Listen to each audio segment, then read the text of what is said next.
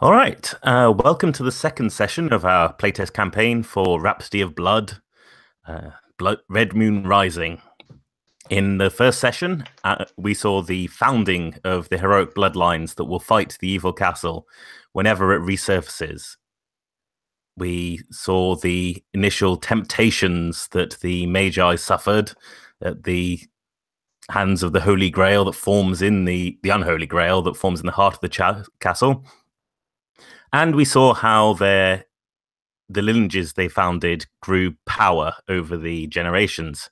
Now the castle has risen again in the Rome of 1523, and new heroes have stepped forward from these lineages to deal with the issues, to fight back evil and wherever it may form. So, we might as well introduce our new characters. Do you want to go first, Maria? Sure. Isidor's shepherd is a shepherd. His lover was kidnapped and taken by the castle, so he's there to rescue her.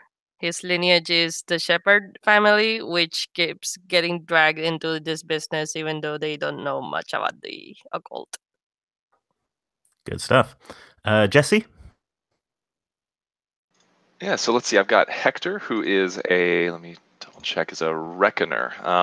And comes from the bloodline of, let me see, I've got it right here. It's got the path of conflagration. So we are the Magi, and it's all about knowledge and gaining power and that type of thing. So I would say Hector's main thing is his vision. He's got a couple of moves that are based around that. One, true sight, which allow me to see through illusions and supernatural deception, and then also and next you'll say, which allows me to see into the future on what my enemy is doing, state that, and then they have a choice on whether to follow that or take a hit, have some kind of problem based on that. So yeah, I'd say character is relatively spindly, covered in runes, but most of those are not visible because he's kind of caked in mud.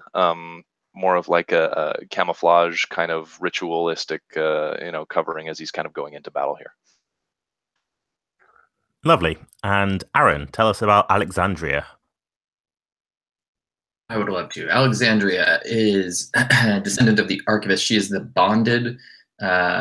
She is concealed. She is bound to the spirit of a legend. I think one of the things we had talked about last time around was the archivist believed that the titles of texts sort of can be conjured into existence.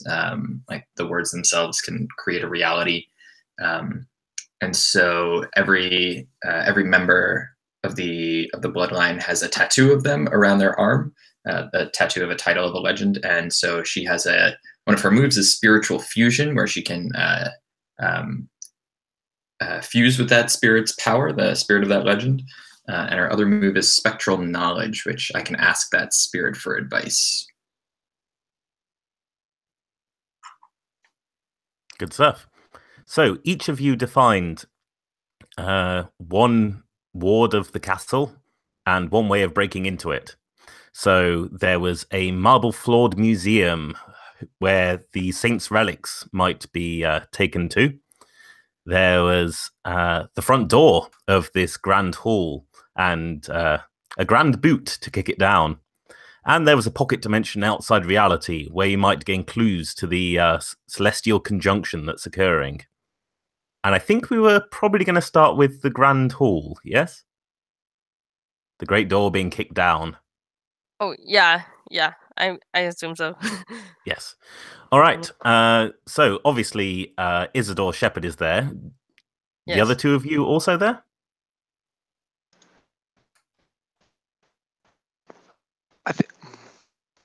Probably. I think, I don't know. Does this kind of assume that we're off doing our own things, or that we're all kind of going through these things kind of together, or how does that? It's generally assumed that you'll be together, but there's support for splitting up if it is required. Sure. No, I think I'd be there, definitely. Good. Yeah. Probably due to the noise that it caused. All right. So there's a massive whack as Isidor's boot hits the ancient wood of this door. Where are you in Rome that you found this door? A back street or a sort of central back street. Okay, cool. Probably, back street. All right. So, yeah, you're sort of standing there on the cobblestones, looking around both ways. Obviously, you're not necessarily meant to be right here in the heart of the Vatican. 3 lay folk or heretics, as the case may be. So there's a crack and a creak as the doors are shattered and swing open. And within, you see, well, there's a sort of gust of incense, strange and sort of ticklish in your nose as it gusts out. And as that clears, you see a grand set of marble steps heading downwards. Sure. I head downwards. Good. You walk down these stairs, and it's not long before you notice that the marble flooring is slick. There's a sort of mildewy feel to the area. And passages start opening up on each side of the stairs. They occasionally reach landings, and there's archways for you to open through. And you start wondering if you're losing track of how far you have traveled. Who is navigating? I think I would be. I think, yeah. I think I'd be All right. keeping an eye out at everything. Do you want to give me, then, a blood roll? Blood. Nice. Yes. How do let's see. Do we start out? We don't start out with any blood, correct? Nope, it's just 0. Okay. So then just 2d6 on that. You can, if you wish, mark contamination to get advantage on this. I will do that. That sounds great. All right. Roll 3d6, take the highest 2. Do we have a roll for party? Oh, I can... I'll roll in this for the moment. Let's see. I got a... Oh wait, no, we've been using the thing. I remember Hangouts now. is fine. Mhm. Right, so so that's a 9. Okay, so you get 1 hold for Travel the Labyrinth, and describe how you navigate. What insight do you glean from how this place is laid out? Sure. So we're going down this stairway, and there are landings, you're saying, correct? Indeed. In this mold. Okay, I think it's different patterns in the mold that I start to pick out. Maybe, like areas that look better traveled, areas that look like they just haven't been touched, areas where the mold is just oddly, maybe even, discolored. Seems like, it still seems alive and okay, but it's just this very odd, unreal color. So I think I'm starting to notice patterns in that. Okay. So you follow the patterns of the mold. Sometimes that takes you down one of these side passages, which then takes you to a seemingly identical set of stairs, and then down, and then across another passage, and then up another stairs. And it's after you emerge from one of these side passages that you start hearing the sound of chanting and whispered prayers, possibly. Because as you emerge from the hall, you're in what looks to be a sort of nave, I suppose, of a church.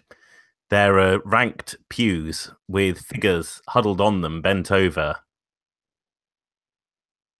At the other end of the room, there seems to be, well, an altar of some kind, though it's lacking any sort of adornment. And behind the altar, there is another door out of here.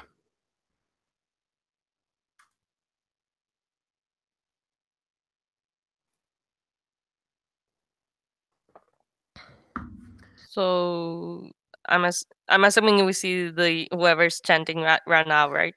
Or... Yeah. Okay. It seems to be these bent figures. All right. I will start walking in that direction. Not really, unless they attack us or seems to want to attack us. I'm just gonna attempt to go past them. All right. You stride forward through I guess, down the center of the aisle between the pews. Yes, good. And as you get near the end, one of the figures stands up and turns towards you. And you can see that so the rest of them were sort of wearing very basic robes, the sort that you might have seen pilgrims wearing upon entering the city. But this one is wearing a stole of sort of mottled, mildew-eaten silk. And they turn towards you. They sort of pull the hood of their cloak back. And you can see that their eyes are covered with a blindfold. And they sort of look at you and they say, Pilgrim, have you come to be cleansed? What are you talking about? This is a place where the impures come so that their sin may be washed away. No, I'm not here for that. Then you will leave? I was gonna leave through that door, pointing at the door I was going to go through. These here are praying that they may be blessed and move onwards. Do you think yourself more righteous than them? What do you mean?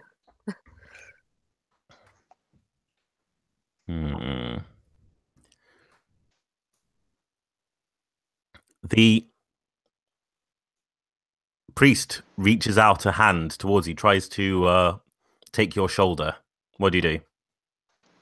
I am creeped out by this, so I'm not gonna let him. So I'm just gonna back off. All right. I think there must be some more effort needed. This one will not purify themselves willingly. And they reach into their robes and pull out a bell. A small thing. But they shake it and it lets off a bright chime that seems to resonate through the stonework. And all the pilgrims sitting on the benches stand up and turn towards you. Hands reaching out. All right. I draw my sword now. Sounds good. It's a pretty big sword, right? Yeah, it is a pretty big sword. It is a big sword. All right. The pilgrims don't seem to quite notice. They reach for you, and as they do so, their hoods fall back as one of them in the front, as this mass sort of surges forward. Its hood falls back, and you can see its eye sockets, because, well, where the priest had a blindfold, these merely have iron spikes where their eyes should be. Okay, I am going to start murdering things. Sounds good. Because this is not normal. All right. Do you want to face the horde? So that's an iron roll. Yes, that is an. All right. My iron is 2. So... Oh, I did it wrong. I forgot I have to write the whole thing on this. And first roll of the day is always that. Double ones. Okay, so you whip out your sword. Lightning fast, I presume? Yeah. Yeah. And just slice it through the first wave of these pilgrims. But there are more. And as you're sort of bringing your sword back for another swing, well, you're not incredibly used to fighting in tight confines. So it just sort of catches on the stonework of the ceiling above you. And as you do that, and as you're sort of trying to sort of pull it loose, a bunch of these people, a bunch of these pilgrims surge forward and grab your arms, bearing you to the floor. In the entrance to this chamber, Hector and Alexandria, you've just seen Isidor get taken to the floor by this mass of pilgrims. What do you do? I think I want to try to. I think I'm gonna fuse with some spirits here, and I want to push the. I want to try to push back, create like an invisible barrier, essentially, just to allow us to just stride through to the door that that Isidor was heading toward. All right. Give me a sulfur roll.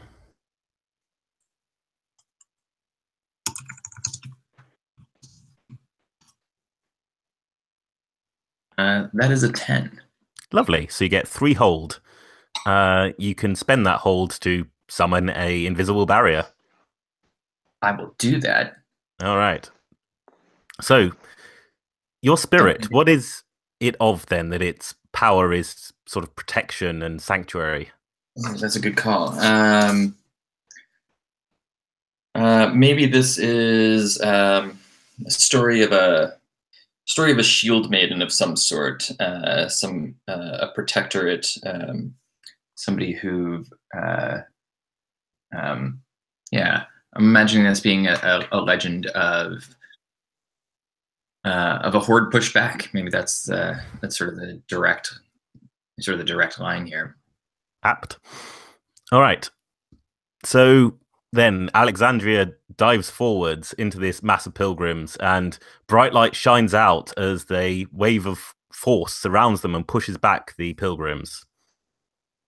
And so now Alexandria is in front of you, Isidor, as you're on the floor. In front of them is the mass of pilgrims and the priest. So I'm gonna grab my sword. Yep, cool. And I'm going to go after the head priest because he's in charge. And All right. always go after the guy in charge to maybe disrupt the lines of command or whatever. All right. What role is that? Well, that's give me another face the horde. All right.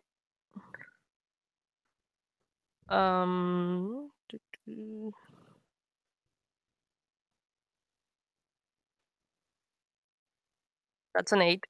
That's better.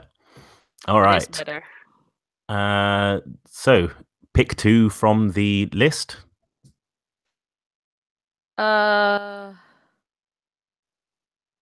I'm going to get risky position and harm. Okie dokie. So, these guys, let me think. There's quite a lot of them, but they don't really have much damage to deal.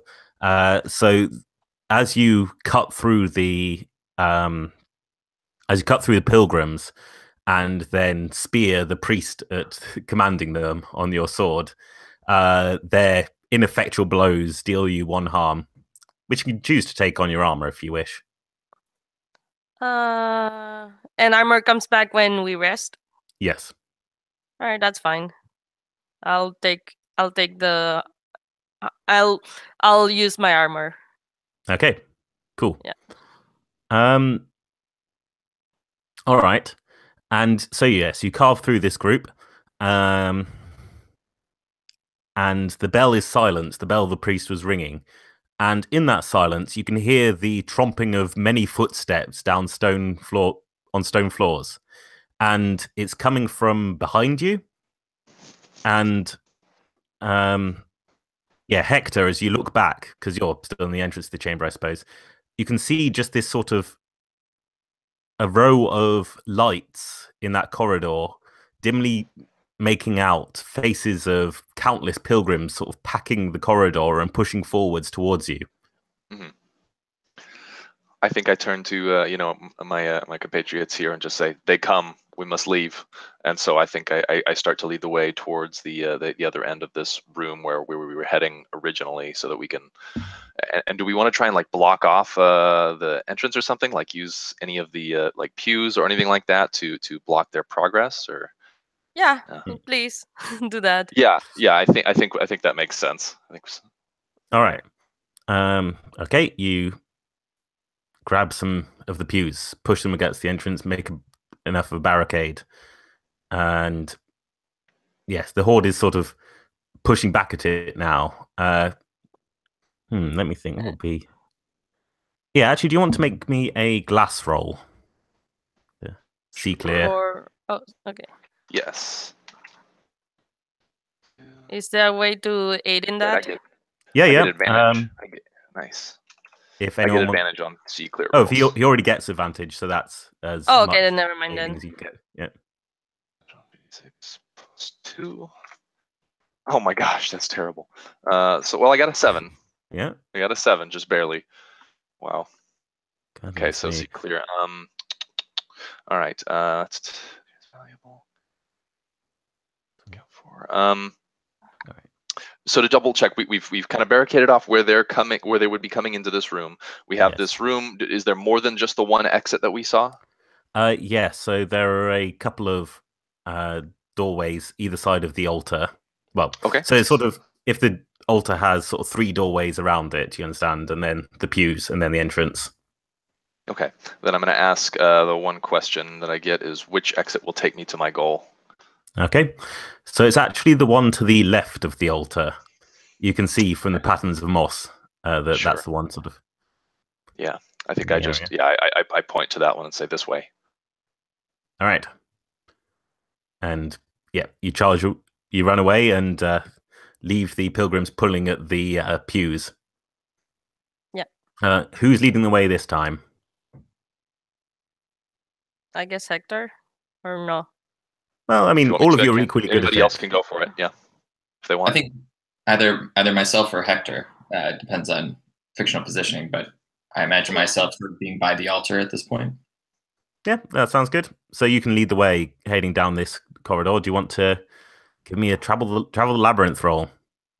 Again, you can mark contamination to get advantage on this if you wish. Yeah, why not? Let's go Indeed. dark. So that's 6 blood. And we don't have blood.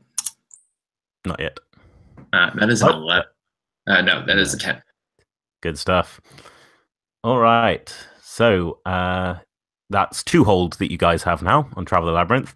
As a reminder, you can spend 1 to retreat to a safe camp. So because you haven't found any safe camps in the castle, that would be one of the ones outside. Probably the park where friendly gangs hang out would be the closest.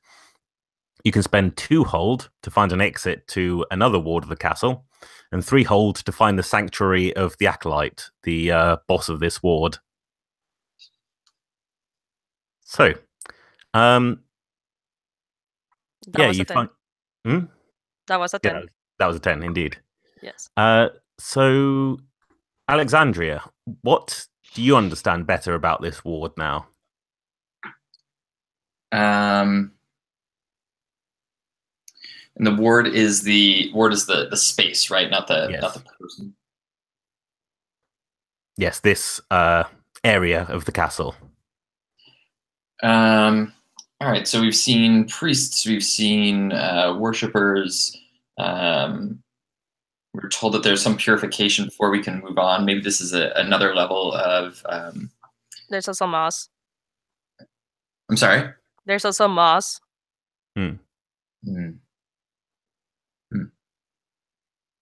Yeah, maybe there's.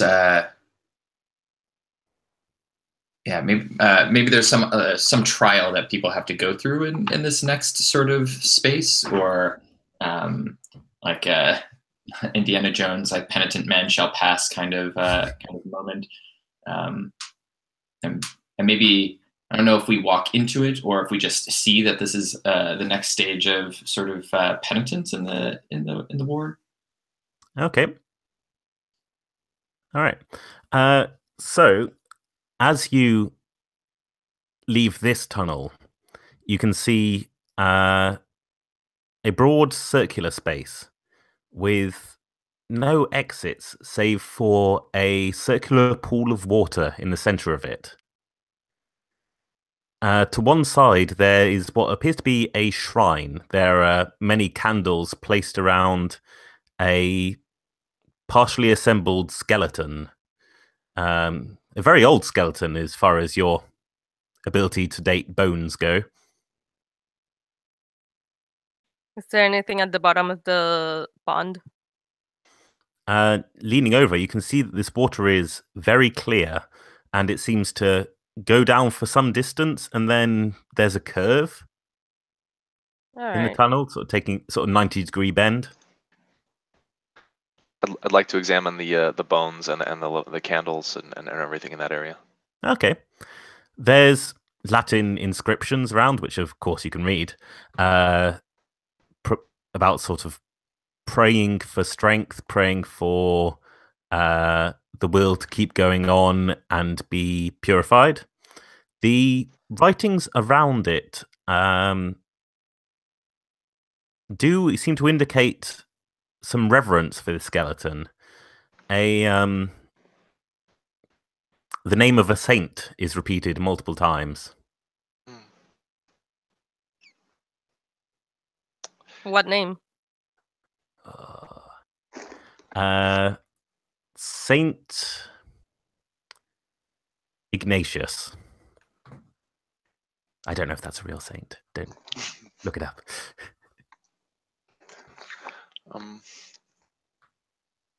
And is this the kind of thing that I can draw, like drink deep would apply, just as far as moves go? Is this the type of thing that's meant for? Yes, so you could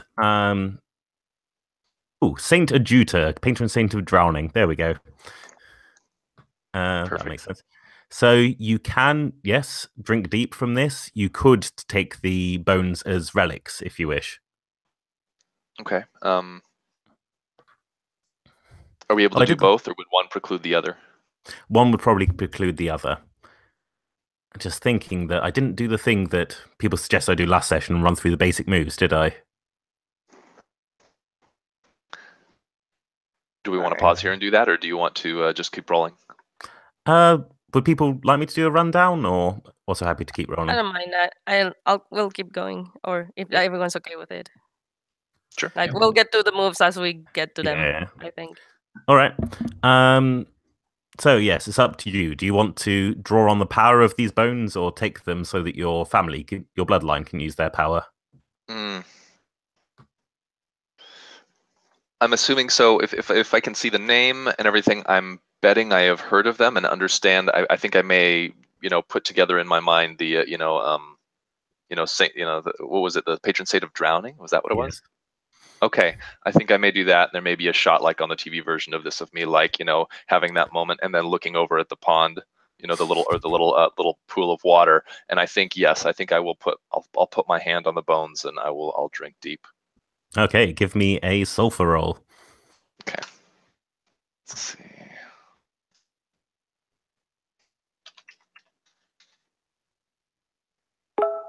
10. Nice. All right, so you pull on the power of this place as you mutter the prayer that's inscribed around the bones, and you can feel the oily touch of the castle sliding into your mind as you learn some of its power. So you have gained the ability to breathe underwater. Good job. Nice. So the first time you cast it will be free because you got 10 up. After that, you might need to mark contamination or forget it or take harm when you cast it. Is it a thing that I can cast on others? I'm going to say yes, it's sort of group-sized.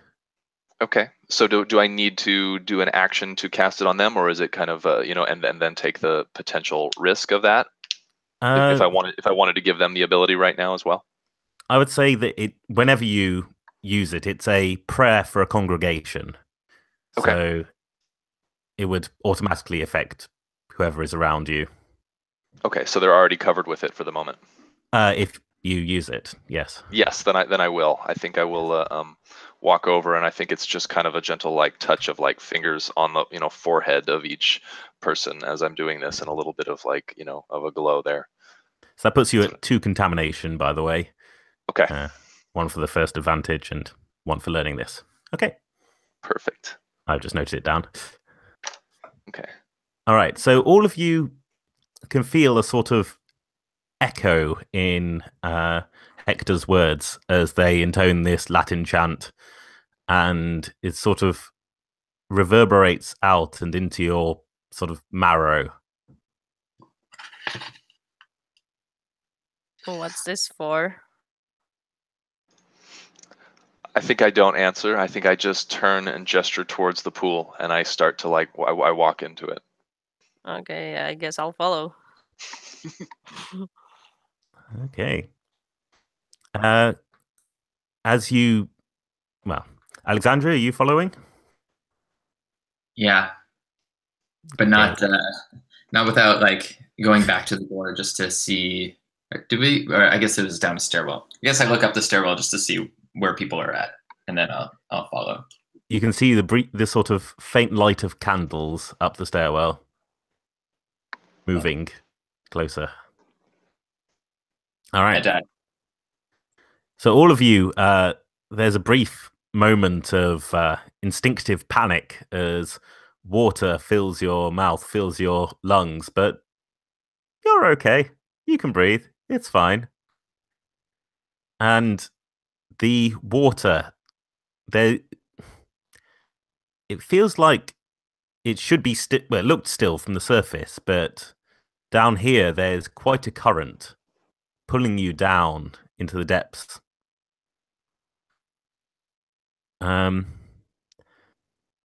And as you sink, well, it's clouded. The previously clear water starts having sort of clumps of matted vegetation and algae down here, and bones and bodies sort of, especially as you go under that, go through that 90-degree turn, there starts being sort of bodies resting above the ceiling. I suppose those who weren't able to hold their breaths for long enough. But Hector, you're able to see through the murkiness and cloudiness of the water and pull your fellows through. And Excellent.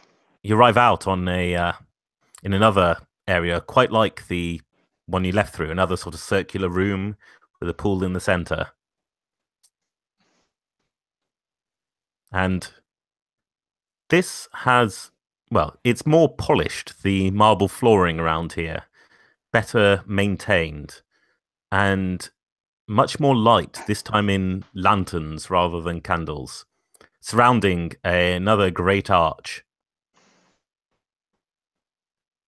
with another wooden door in its frame. I guess we go through. All right.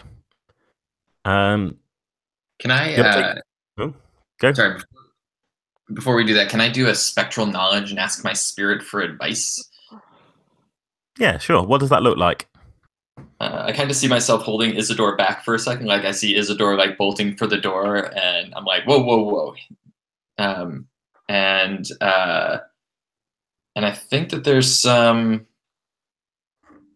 I don't know. Maybe it's access through some kind of incantation, some kind of to go with the prayer theme, an invocation of this spirit. Okay. So you say a quick prayer, a quick incantation to the spirit of this shield maiden fighting back the horde. Correct.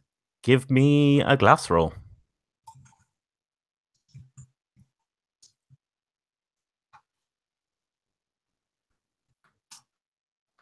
That is a 10. Nice. I will not lose today. All right. So ask me a question, I'll answer honestly for the most part. Pick one that's a bit of a hindrance to this. Yes. Let's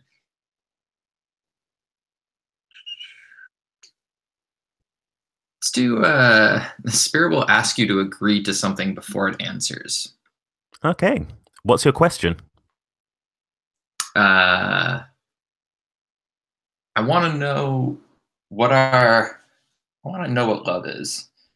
Now I want to find out where we're going. Like, what's the destination here? What is waiting for us at our destination? Okay.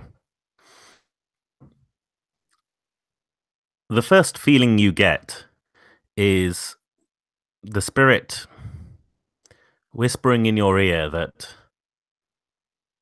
yours is a legend of The devout warrior facing back the heretical hordes, the corrupting hordes, those who would taint the purity of knowledge.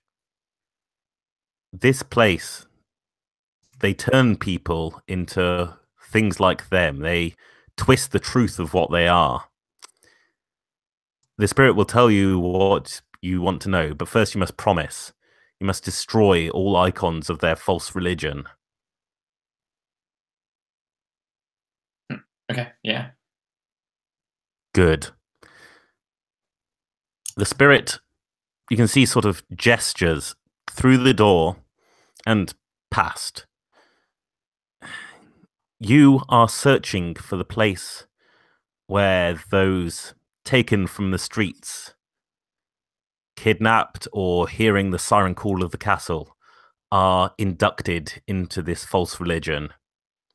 You are seeking the Arch-Redeemer, and you must stop them before they purify the innocent. Well, it's the castle's purification, you understand. Removing everything that makes people good and pure and of this world. Including one very dear to one of your party.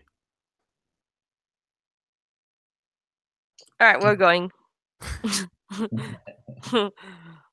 think I release Isidor and just like, go, go, go. Right. All right. You kick down the door, I guess. Yeah. Do I see any icons of this false religion in this room that I can destroy? Yeah, there's more of those. So it looks like the holy symbols that you're seeing around are very much sort of reverence of the dead and of death. So there are lots of sort of skulls and bones and that sort of thing. Yeah, I think I just smash them, kick them. Nice. Spit on them, desecrate them. Get some hearts doing so. Yeah. Yeah, you just smash them with your staff. I also think I tell them too, hey guys, gotta help me out. You gotta destroy these things. This is the price we pay for knowledge. All right, I guess I'll help. Understood. It doesn't take long. There's not much here. Isidor. No, not Isidor. Yes, Isidor. You kick down the door. Give me a travel the labyrinth roll. That is a blood with an I'll mark contamination. That's an 8. Good. So that gets you your third hold, which would, if you spent it, be enough to take you to the Acolyte Sanctuary after you leave the current area. So the way it works is you roll Travel the Labyrinth, get to an area, deal with whatever's in that area, or don't deal with it, run away from it, whatever. And as you leave that area, you spend hold to go to other places. Yeah, that makes sense. That if everyone's okay with that, I would like to spend the hold to get to the Acolyte. Well, we'll see how if we get out of this room. Yeah. So what do you now know better about this ward? So it is its purpose or layout or whatever, any sort of insight you gain as you go through this door and charge down this corridor. So apart from the whole purification and mold and shit, there I'm guessing it's the purpose is to cloud your mind. Okay. Like going back to the trial thing, it's like you're getting lost, and the purpose is so you get lost, so you defer to the purity of darkness and whatever. Okay, it's to sort of break you down and force you to rely on it to show you the way. Yeah.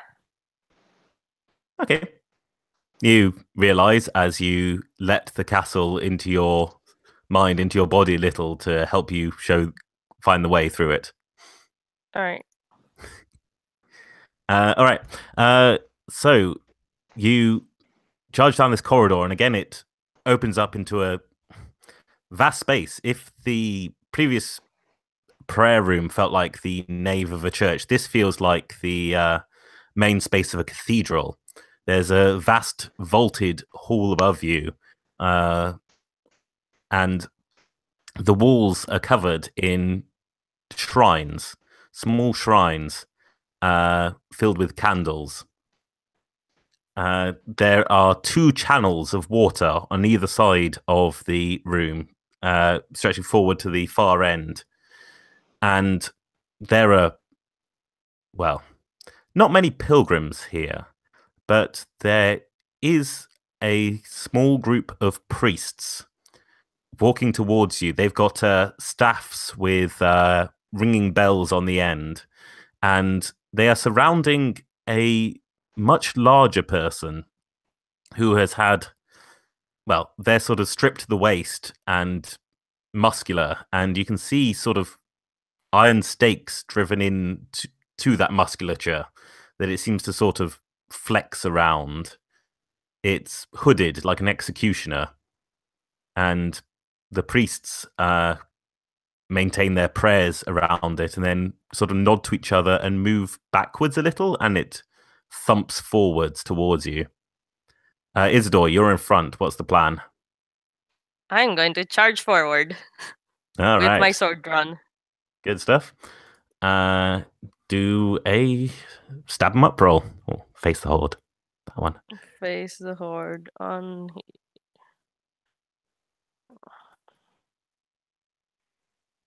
That is a 9. Good.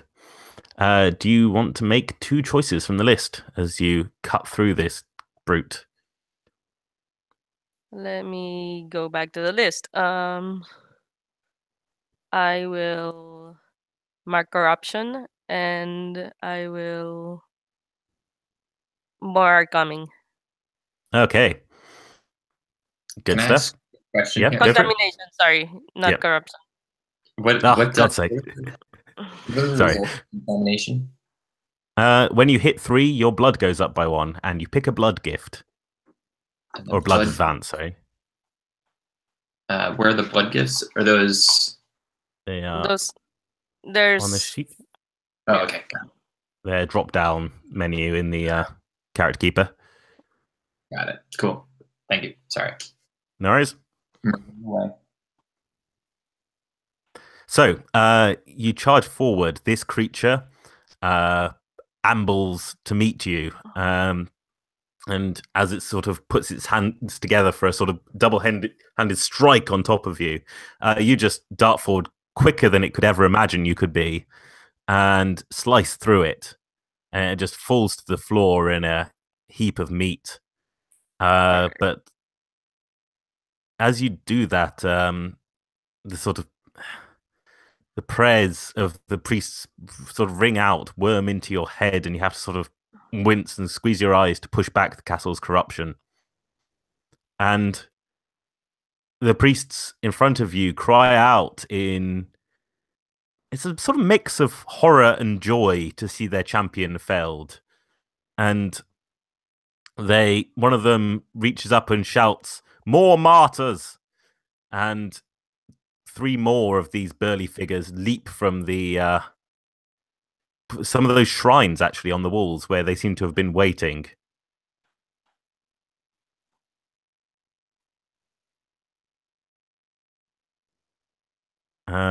Let's see. Hector, you're sort of standing back. You sort of noticed this happening. Yeah. As these greater creatures, these martyrs, move forwards, what do you do? I think this is my chance to, like, okay, we took 1 down, but there are more of these. I'm really taking a kind of broad perspective of this room and trying to understand what's going on. So I'm attempting to see clear and kind of get a read on this situation. Good stuff. All right, so rolling 3d6 on that because I get advantage with my move. Yay. +2. Let's hope I don't roll like the worst possible again. No. Okay, 2, 6 + 2, so that's a 10. Nice. Again, 3 questions. Okay, Well, so no, 3 questions this time. all right. First, let's see. I'd like to know, what can the enemies here do? Okay, so those priests, the bell that they have, it's actually, as you sort of squint a little into the more sort of spiritual perspective, you can see it sending out reverberations in reality that are sort of pushing back the gifts that you have and Isidor, etc., have got. You think that when they ring those bells, any sort of supernatural augmentation that you folks have is pushed back, is nullified. Okay. So I think as soon as I realize that, I'll shout out to the other two. The bells. We have to destroy the bells. The next question I have is, what should I be on the lookout for? Okay. Yeah, I think those creatures, those muscle-bound creatures, they're not looking to hurt you so much as they are to drag you to the water on either sides. It's the water that they're seeking to use on you. Okay. And then in looking kind of just, as far as advantages and things that I can do, what, like what here is valuable? What can I see that is useful to me, I guess, or valuable? Okay. Useful in terms of dealing with these people or in the broader perspective? For now, dealing with these. Okay. Yeah, that's what I'm most interested in. Yeah, I would say that there is... Actually, I said that this area was partially lit by lanterns as well as candles.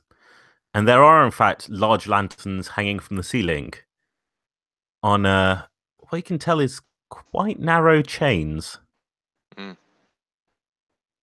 Okay. And the mob of priests are, well, probably just under one of those. Perfect. If possible, then I'd like to just on seeing that, take aim with my crossbow and see if I can knock one of those things down. Is that possible? Go for it. Yep. Okay. That sounds like yeah. Face the horde. Sure. But you have advantage on this because of the answer. Perfect. Okay, advantage, thankfully, because I have negative iron. So let's see, 3d6 minus 1.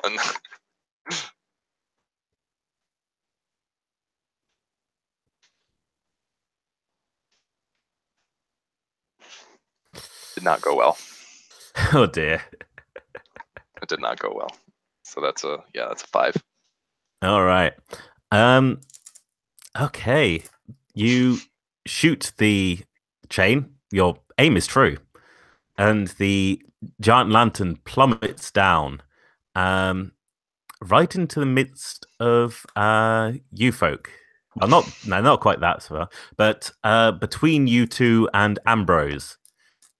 Not Ambrose. Isidor? Sorry, Isidor. This wall of flames springs up. There's a sort of giant crash as you two have to jump back, and Isidor, you feel the heat behind you, even if the sound of it crashing is a bit muffled. Yeah. And that slightly distracts you, and then you turn around and see these priests moving forward slowly towards you, still waving their bells and chanting. All right, I am going to smack priests. All right. Good. Give me an iron roll. Okay, and I cannot use gifts or whatever because they're ringing their bells. Doesn't matter because I am getting an 8. Okay. Again, pick 2. All right. I think I'll suffer harm in my contamination, not corruption. So I go to blood 1. Okay, good stuff. And you suffer harm. So I think that you can charge forward and swing down your huge greatsword, and you first snap their staves, stopping the bells from ringing, and then with your newly regained speed, sort of spin round and just slice the whole bunch of them. All right. But as you do so, as you're sort of recovering from that great swing, you feel this giant fist connect with your back and knock you forward, sprawling. So take 2 harm.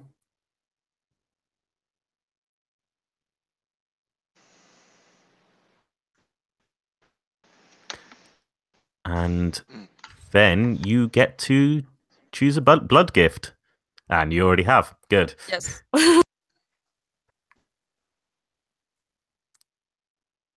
All right.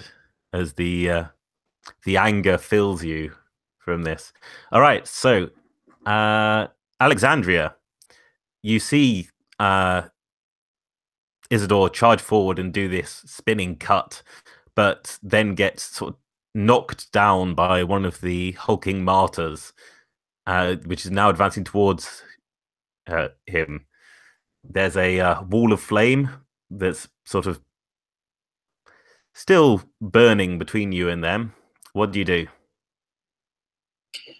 Are these? Do they still have these bells? Or No, the bells have been silenced. Okay. I want to try to pull the water up from the rivers on each side to douse the flames, or maybe, yeah, to douse the flames. What with? Sorry. This is with my spiritual fusion. I'm going to draw on. I think we established that creates a force field. Yes. Okay, so is that so? It's a one. You decide. It's one power for the So each time you call on the spirit, you define what it does this time. Okay, so this time is got it. Okay, then I'm gonna call on that wall and try to.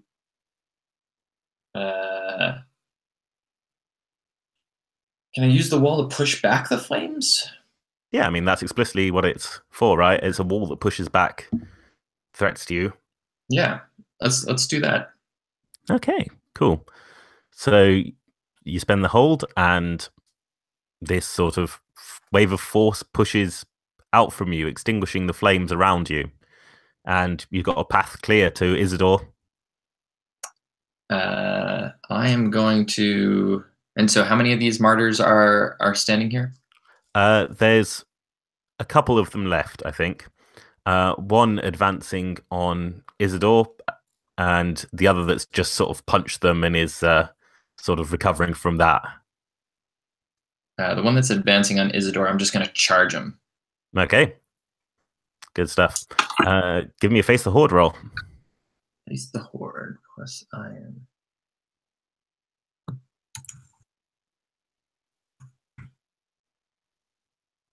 The 12. Nice. The double sixes. All right. Good stuff. Choose one from that list. Let's do, you end up in a risky position. Okay. All right. So you charge towards the one advancing towards Isidor, and you smash it back with your staff, and you can see the sort of the pain crossing its face as the so your staff is lingering, yes? That's its perk. Okay. How does that manifest, the sort of ongoing pain and harm that it causes? Interesting. Right. I forgot about that. All right. Lingering was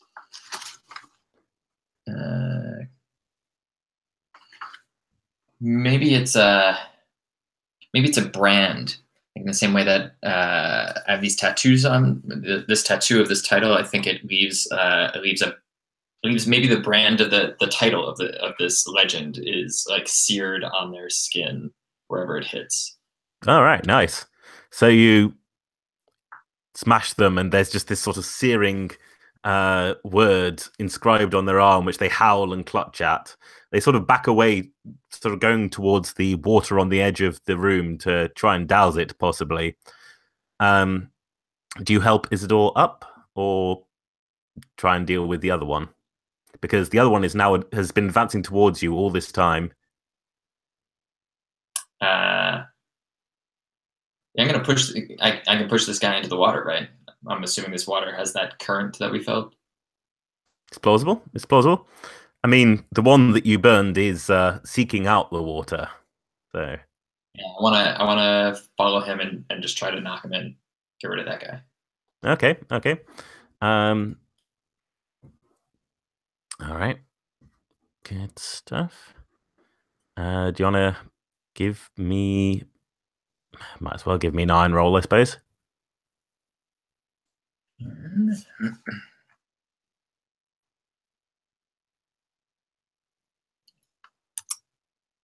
Holy shit. Wow.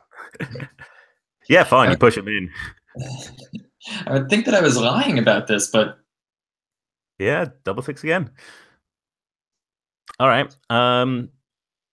Yeah, you can just... Are you pushing him in with your staff, I presume?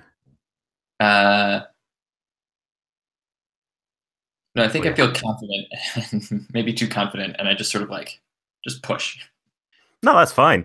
You charge forward, and it's raising its arms to ward off another blow from your staff, and then you just sort of duck under that and just shove it, and it falls into the water and is immediately, yes, pulled away by a swift current. Good. What's the option you pick from Face the Horde? I'm gonna say I get some on me, and I mark. All right. As you touch its chest, one of those iron spikes that is embedded in it scratches you a little. All right. Isidor, you can sort of be picking yourself up. There's just one of these martyrs left now, and it's sort of casting about. All its fellows have been defeated. Without the priests, it's looking unsure of itself. Let me check. I do not have the make friends move, so I'm gonna kill it. All right. Friends or murder. Yeah. All right. I will say that at this point, it's probably... Yeah, it's defenseless now without the priests to tell it to continue to fight and exhort further efforts from it. So it dies in confusion. All right. And are you guys okay with going to the acolyte now? Sure. Do we? I mean, is there anything else we want to explore in this particular room before we do that, or? I'm gonna need to destroy some relics if there's some relics up in here. There, yes. So as I said, the walls are lined with shrines. I'm just pulling I'll down help yeah. Water. Yeah, I'll take the other side and start helping you with that. Nice. Thank you. All right. Cool. You tear down the idols and false icons. A lot of them seem to be depicting sort of saints that you've never heard of. Saints of strange things, of the void and of darkness and of broken glass, shattered mirrors, ambitious sons, that sort of thing. But yes, there's sound of a bell tolling and a rush of wind that gusts through the room. Halfway, well, most of the way done with the deshrining. You realise that you've been down here for a few hours now. But that's cool. All right, let's finish up the deshrining and then go to the acolyte. Yes. All right, so... Spend freehold. Yes. Isidor, you can lead the way working through these corridors, because now you know exactly where you need to go. And you find yourself climbing up these very wide marble steps, as one might at the entrance to a cathedral, and up at the top, you can hear the sound of chanting, of ritual, of hymns getting louder and louder until it's almost deafening. You have to struggle to hear each other talk. And at the top of the dais, you find yourself at the entrance to a wide circular chamber. There is, around the rim of the chamber, which is domed, with a frieze on the ceiling depicting some creature reaching out to a human who is reaching out with his own hand. Around the rim, there are more of those robed pilgrims, except you notice that many of them are bound or gagged or otherwise unable to move. In the center of the chamber, well, so around the rim, there's a marble sort of area that these people are sitting on. And then there's a wide circular moat, filled with sort of cloudy and murky and algae-filled water. And in the center of it, there's a marble plinth with a burning altar. There is sticks and plant matter piled up on it, and it is filling the area with the noxious smog. And standing in front of the altar is a giant priest, easily 8 foot tall, and straining the seams of his vestments with his mass. He is holding a thurifer, those things on chains with incense burning in them, and just swinging it lazily from side to side. A couple of attendants are currently crossing the moat to the side of the wall of the chamber, seizing one of the pilgrims and pulling them to the center where the acolyte waits.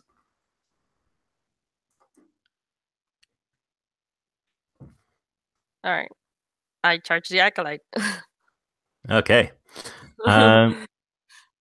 Nice. So you tell me, describe that for you as you run in. I basically, so it only takes a few seconds to take this all in because I basically kick the door down and rush in. Like I've been doing for the past few rooms, I guess. He's just sort of blurred on your way. Yeah. Here. Each room is like, not where I need to be yet. Kick down the door. Not where I need to be yet. Kick down the door, etc. Yeah, pretty much. Okay. And so what? You surge over the marble steps, leap over that moat, and land on the central dais. Yes. All right. The acolyte, the arch-redeemer, turns from the oncoming captive to you and sort of speaks in a deep voice. "It is not your time yet, pilgrim. This one must be purified first." I don't care. Stop your purification now. Jumping to the front of the line then. And he sort of starts spinning that thurifer that he holds, and incense wafts out of it in a choking smog as he's swinging it down towards you. What do you do? I am going to get out of the way. All right, give me a dodge roll. Dodge. You get advantage on because you are so fast. But I also get a -1, so that doesn't matter because I get a 10. Hey. Yes. All right. So pick 2. You avoid taking harm, you avoid getting separated from the others or losing something valuable, or you get an opening. I will create an opening and avoid taking harm. Okay. All right. So you dodge out the way of this swinging thurifer, but it seems plausible that it wasn't you he was aiming for. as the chain that it's dangling from wraps around your greatsword, and with a yank, he pulls it out of your grip, and it embeds in the floor in front of him. All right. But he's sort of leaning forward, trying to untangle his thurfer from it. You two at the entrance. What do you do? I think I'd like to assess the situation, study this this acolyte very clearly. I think I like stand forward, my eyes get very intense, and I'm just kind of I'm just observing to see what I can see. Okay, Can I do? I can do see clear in a confrontation like this as well, even though it's an explorer move. Okay, great. So you can use the exploration moves in confrontations. Like, for example, you can use Face the Horde to deal with their minions, or Drink Deep to use spells or whatever you. Okay, rolling 3d6 plus 2. And I got an 11. Nice. Okay, so first thing I want to know is what can the enemies here do? Okay. So that guy's main strengths are obviously that Thurfer meteor hammer sort of thing. It can easily wrap around defenses and release choking fog that makes it hard to see or concentrate.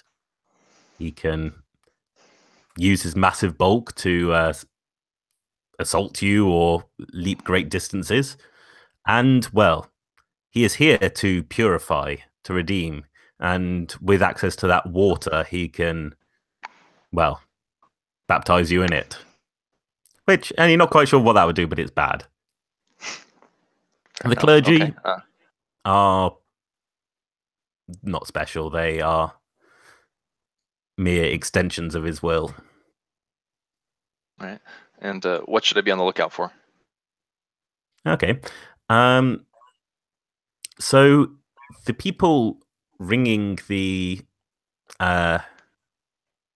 room, they are normal people, captives and people taken by the castle. They have not yet been converted into minions of the castle, but, well, if they get purified, they will become so. Okay. And what here is valuable? So I would say that the altar has a great, well, there's this burning pyre on top of it, but surrounding that, there are a number of ritual tools. So strange knives and pendants and holy icons, which, well, you could use for your own purposes. Okay. So, Alexandria, Hector has sort of stepped forward to assess things. You can see that the acolyte here is momentarily off balance as they're trying to retrieve their giant hammer. What do you do? I'm guessing that I am too far away to make some physical contact with him or get in range.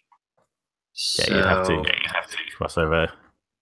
Do I see an exit? Do I see where these pilgrims have been brought in from? Is there a way that I can start shuffling these people out or freeing them? Probably the way you came from, to be honest. This seems like the focus of this entire ward, and only one path to or from.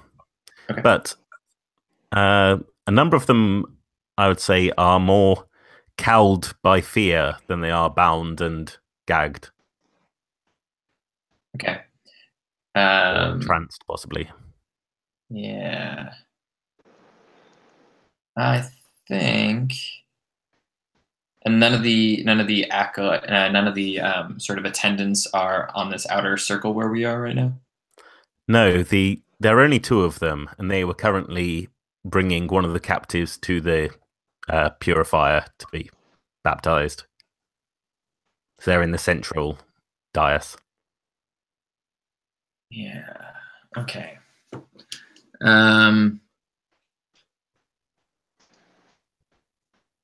do I want to do? think I want to. Yeah, I'm gonna try to find the most aware pilgrim on the outer circle, somebody who's sort of like paying attention and isn't terrified. And I'm gonna try to break their bonds and try to get him to start shuffling people out, and then I'm gonna make my way to that acolyte. All right, nice. Okay, so Isidor, you've sort of got into range of the acolyte. You don't have your sword, but do you have any other weaponry? Fists. Yeah, I can fix things, I guess. You always got your fists. I always got my fists, yes. So yeah, I basically punch him in the face Okay. as he's trying to get his thing out of my big sword. So all right. let's see. And that's with iron, right? Strike. Yes, indeed. Oh, keep forgetting. That's a 7. Okay, cool. Right. You. Let's see. Yes. Sorry. You assault the regent, not the regent. Sorry, no, the acolyte. With your fists. What does that look like? Because it's sort of towering. So he's like focused on the getting his weapon out of mine. So I just punch him right. I basically do a curved punch to his face. All right. Yeah.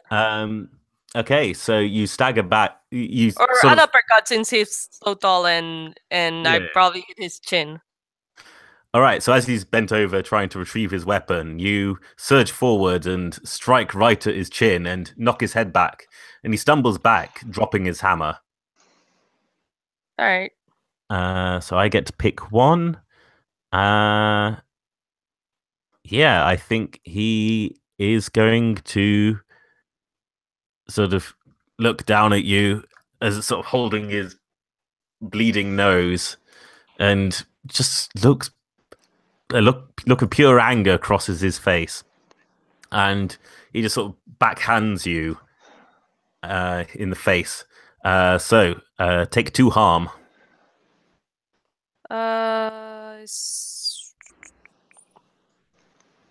So how does wounds work? How do wounds work? You can take them at any time to reduce the amount of harm you're taking.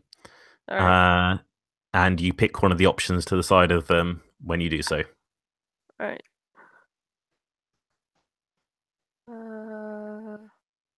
I will take a light wound. Okay. So just broken nose or what have you. And I will. Let's see. What I want is I want to frenzy. Okay. I will take the broken nose. Yeah. It's only superficial. So the end of it. So there's an exchange of blows between the two of you that leaves you both bloodied and angry. And the acolyte sort of is warily sort of retreating back a bit.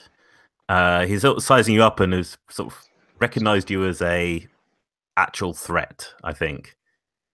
All right. And he's now sort of trying to keep distance from you.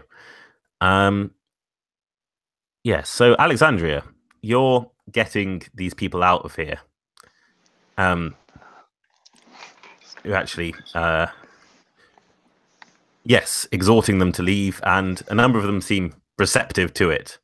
But one of them, as you pass, is saying, like, get out, there's the exit, go, go, go. One of them, you turn back because they make a strange sound. Oh, and do I still heal the last time I took because of the strike? Yes, you did. Okay, so I'm at 2 harm, actually. Yes. All right. So there's a strange sound as you pass one of them that you thought was, moving and fleeing. And as you turn back, you can see that underneath their hood, there are those iron spikes in their eyes. And they're reaching forward to you, just trying to sort of push you into the water. What do you do? That was my move. What do I do? I'm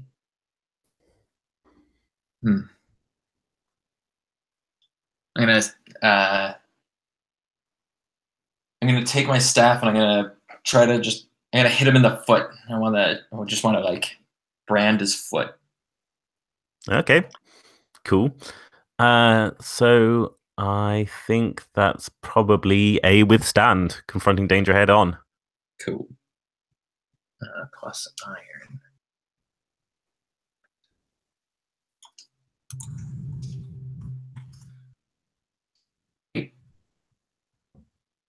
All right. An 8. Good. So, pick 2 from the list. Wait, no. Wait, that should be pick 1 from the list now that I've adjusted the amount of options. Fair. I'm going to go with my intention, throw the foe off balance, creating no, because that means an opening for somebody else. Let's do reduce the attack's harm by 1. Okay. So, yeah. So you sort of, I think you drive your staff into the creature's, the pilgrim's foot. And that's not enough that wouldn't be enough to stop you falling into the water because you've already been shoved.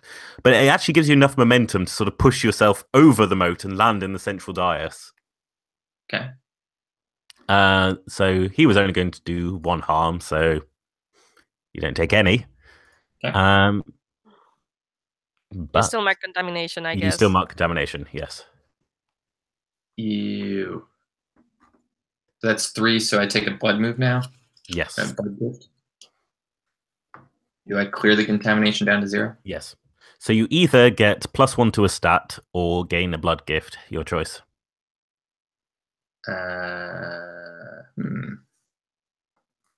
I'll think about that.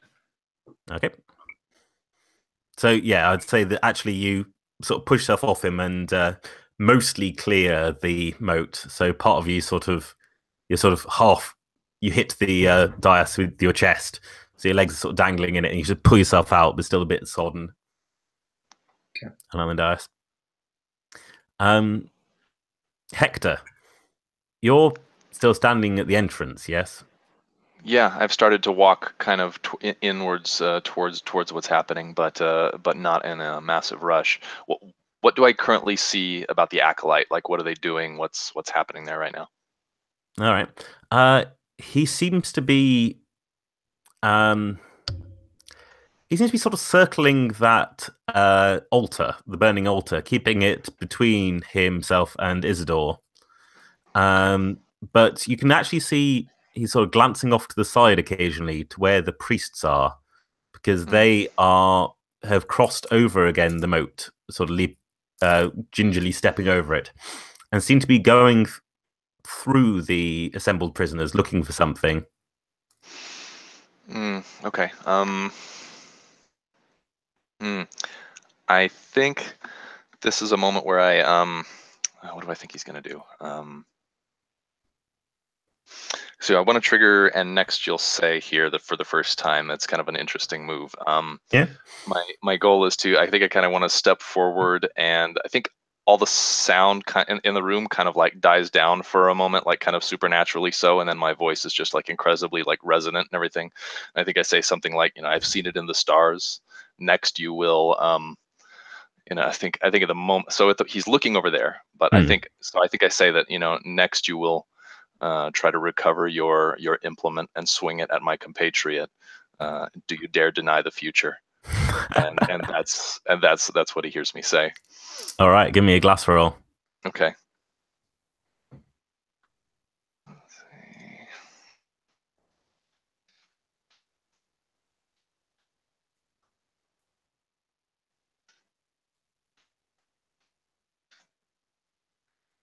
see. 11. It's an 11. Okay, so wow, on a 10. So yeah, on a hit, you get to pick one of those two options. They do either exactly what I predicted, or they stumble and hesitate, or flinch. But then also on a 10 plus, I get to reveal a trap I've set up to take advantage of your prediction. Okay. Oh boy, I'm going to say Mhm. that does sound like what he was going to do. Mhm. So you can see this sort of look of panic cross his eyes. It's like, what? How did you know that? But he's already in motion, surging towards where that hammer is wrapped around the sword. Mhm. What trap did you set up to take advantage of your prediction? Oh my gosh, that's the tricky part here. I guess I've been kind of hanging back. So Could just be your crossbow. I mean, yeah, I'm thinking that's probably it. I think I've just already, in the moment as I'm saying this, I've got my crossbow lined up for a shot that will take him right where he is as he's lunging towards his weapon there. okie dokie. So he's surging forward to his weapon, but your crossbow quarrel is already in flight and he cannot dodge it. And it takes him in the shoulder and he sort of stumbles forward and collapses down next to the sword, sort of moaning in pain. Isidor. I take up the sword and stab him with it. Sounds good. Yeah. So give me a strike. All right. 6 plus 2 for 12. Nice. All right. So you slice them away. Well, you slice at him as he grasps weakly for the thurifer, and yes, cutting a terrible gash across his arm, which now hangs weak and useless by his side. He stumbles back, gasping with pain, and points to you and says, "Hold, hold. Do not strike further. Not if you value your soul, or the soul of your beloved."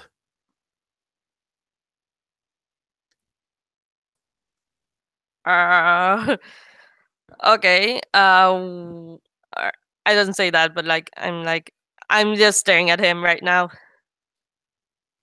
All right, because you thought he was pointing at you as he's sort of reaching out a hand to stop you, but he points over your shoulder, and you can see two of the priests.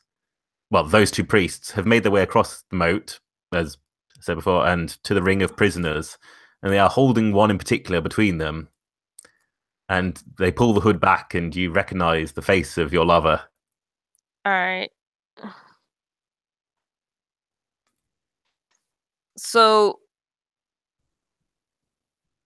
I'll try to buy some time. Okay.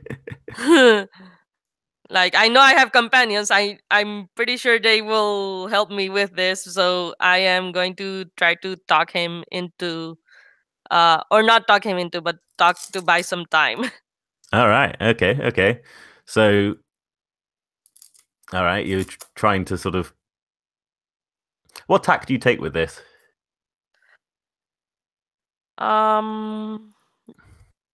That's sounds like some sort of mercury because it is avoiding incoming danger. Oh, I'm more talking about you can try and talk to. Oh yeah. But, like, Oh yeah. All right. I am going to say, all right. What do you want? All right. Okay. Yeah. All right. That sounds like you can mercury to stall them. All right. Would that be a dodge? Yeah. Yeah, I'm gonna say no advantage because that makes Doesn't no quite sense. Fast talk. Literally fast talk. Yes. Go for it. That is an 11. That's double sixes. Nice. All right. So you pick two. All right.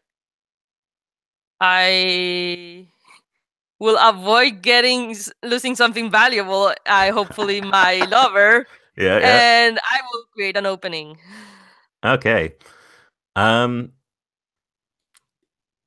So, yes, you're saying, what do you want? What do you want from me? And his eyes light up at the idea that perhaps he will find a convert after all. And he sort of picks himself up, useless arm still dragging at his side, and says, Good, good. Perhaps you can see the light. Perhaps you can see the truth.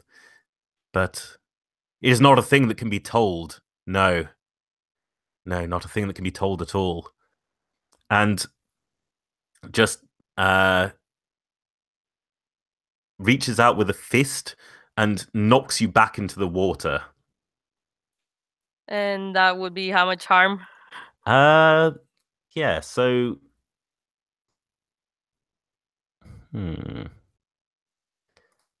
Anything that... No, I think you go into the water and Alright. you fall back into the water and you're unable to avoid drinking in some of it.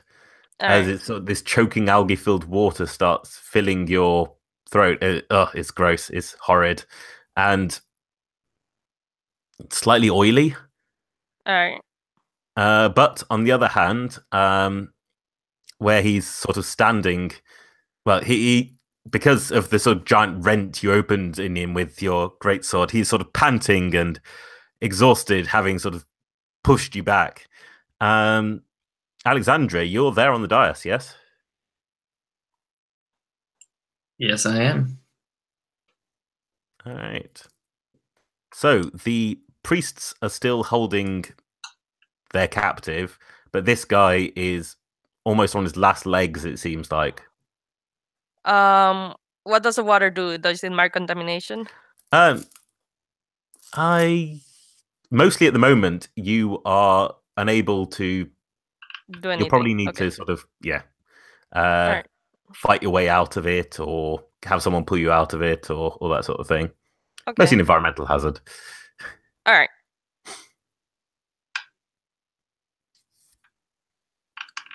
So there's an opening on the acolyte, and we've got these two guys taking Isidor's partner to the. Do we have a name for them, by the way?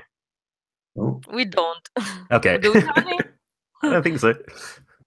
I'm going to pick one of the names here, Liliana. Okay. So yeah, Liliana's sort of now struggling against her captors, seeing that, Isidor is there fighting for his life, flailing in the water. And how close is Hector? Where's Hector in relationship to these three things happening? So Hector is on the rim of the moat, on the outer wall, because he sort of just stepped up to the top of the stairs to shoot the acolyte with his crossbow. So closer than you. To Isidor's partner, you mean? Yes. Okay. All right. I'm gonna do. Okay. So my blood gift that I chose is medium. So I can mark contamination to summon a spirit of place, the unquiet dead, or a lesser imp or seraph. They will not be hostile, at least at first. Okay. So I want to summon. I want to summon a manifestation of this shield maiden. Okay. To whom I've been indebted thus far this evening. I've given her a name. Her name is Thestra. Okay. And I'm going to summon Thestra to try to take out the acolyte. And I'm going to use the final, with your permission, use the final spiritual fusion hold to throw a wall against these priests that are going after Isidor's partner. Okay, that sounds cool. Yeah. So, as in where the where you summon up her spirit, does the wall of force travel with her or around you? I like that. Yeah. Okay. Okay. So they sort of surge over the moat and scatter the priests with this forceful attack. Hector, you see this spirit appear and surge forward against the priests. You're just on the edge of the moat. You could pretty easily make it your way across, you reckon? Okay. I think I'll make it my way across, and if I can, and then also if it's possible to make my way toward Isidor and try and pull him out of the water there to get him back in the fight. Okay. Cool. Is that doable? Yeah. It'll probably give the acolyte time to recover if that's important to you, but that's all right. I'd rather have us all. Yeah. Okay. All back. Yeah. You run to the edge of the moat and reach to pull up Isidor. Do you want to give me a stand with me roll? Sure. That is with sulfur. Okay.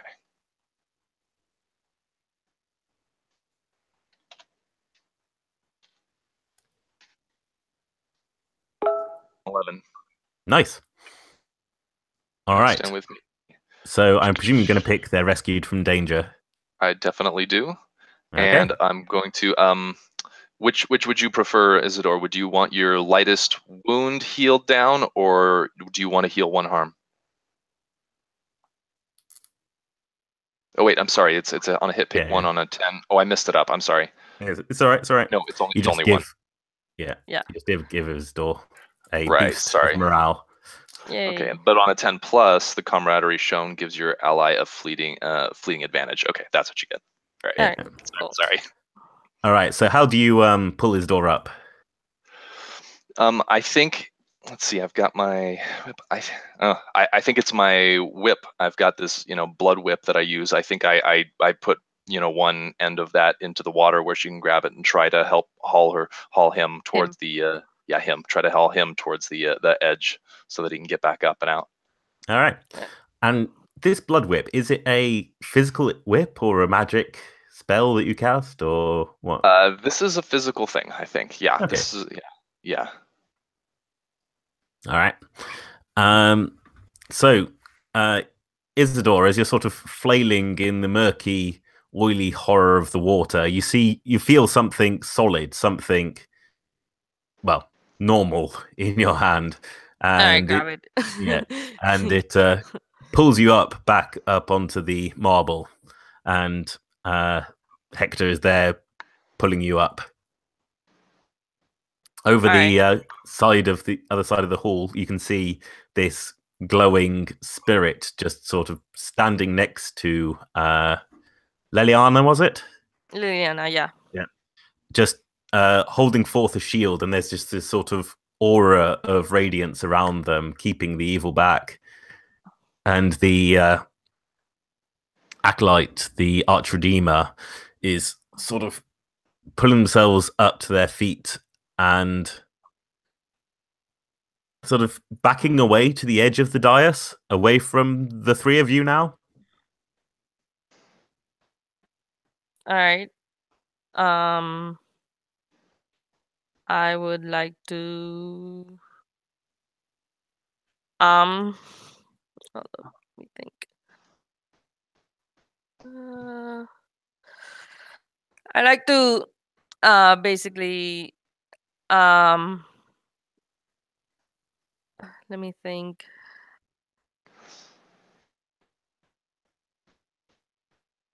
Just size him up and basically intimidate him by saying it's over for you.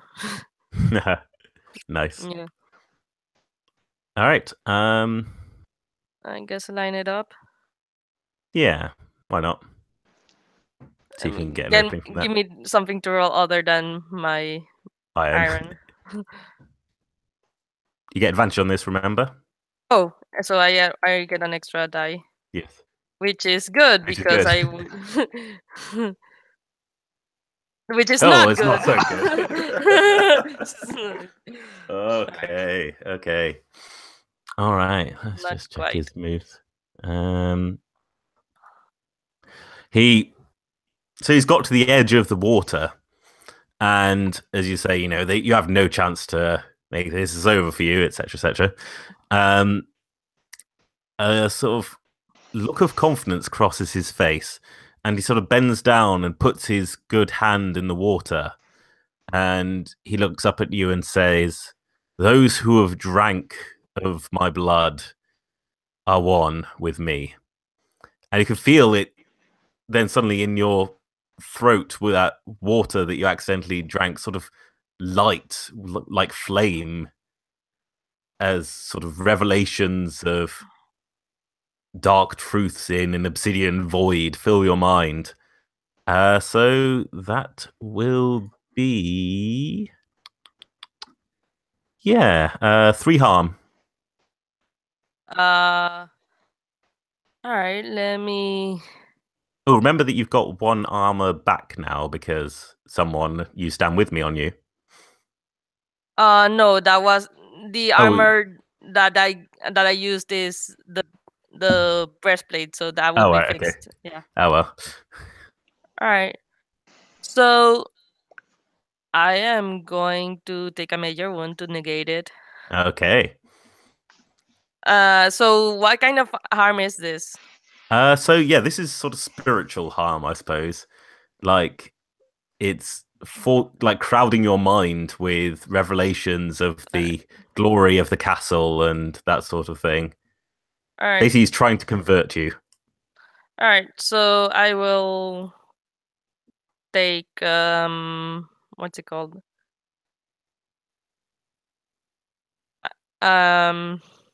Revelations, I guess, as my wound. That sounds good.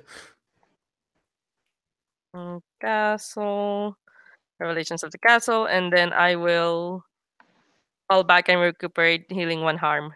Okay. Nice. So I guess Isidor sort of staggers back, clutching their head and collapsing to 1 knee beside you. Hector, what do you do?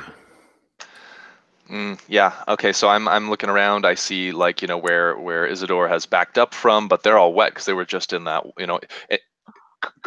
Was this water? Did he just refer to it as his own blood? Yes. Is that what you said? Okay. Yeah. All right. So then I step forward, and again the sound dies down in the room, and my voice kind of reverberates, and I say, "I have seen it in the stars. In your arrogance, you will charge Isidor, trip on your own blood, and fall into the liquid. Do you dare deny the future?" Nice. Give me a glass. Okay.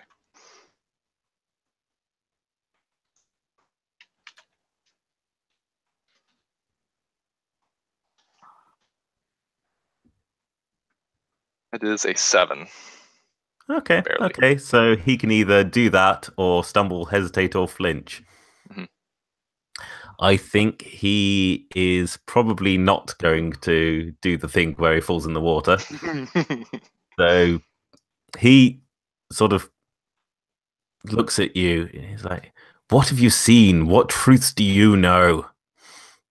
But he is sort of shaken because he was going to charge Isidor, and you seem to know more of the future than he even knows. Mhm. I think I probably just smile, and he might see the reflection of like stars and like nebulae passing over over my eyes. So Cool. that's it.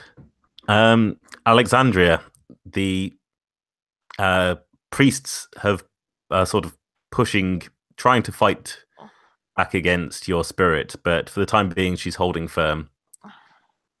The regent seems momentarily taken aback.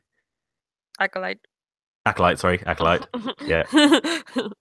I think this is. Am I close enough to make to take him to take a shot at him?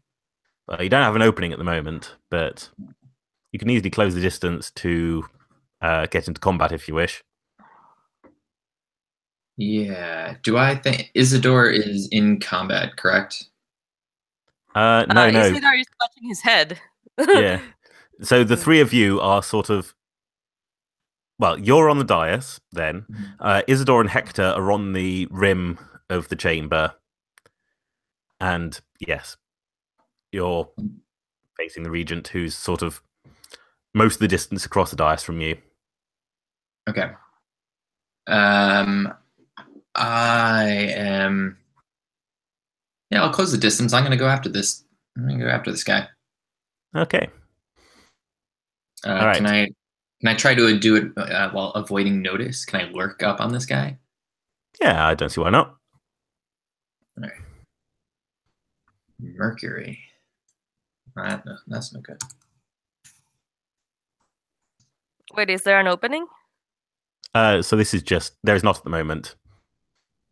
This is a lurk roll. 9. Oh, Okay. it's dark. Okay. Yeah. All right. So choose one.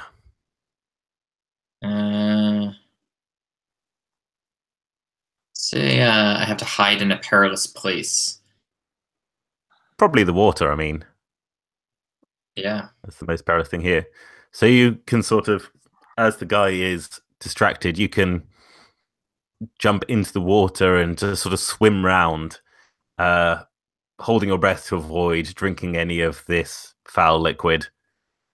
And he hasn't noticed you. You can see you're behind him as he's sort of staggering and weaving from side to side, obviously in some pain. I will then distract him so that to give Alexandria that opening. Okay. What are you doing? All right. I think I am going to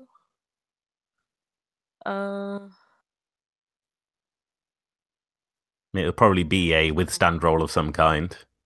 Whatever you yeah, do. so basically rushing him when I recover. Okay. Yeah. So you sort of stand back up, you Yeah. weaving slightly, and just charge at him. Roll Yeah. me iron. All right. That's a 4. Oh no.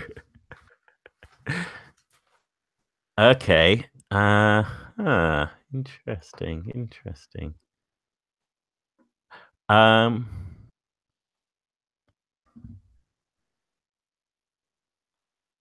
So you charge at him as he's still sort of standing there, weaving from side to side, but he sort of managed to get a clear head and reaches out with a huge hand just to sort of grab you around the chest and lift you up into the air as you're sort of trying to batter at him with your fists.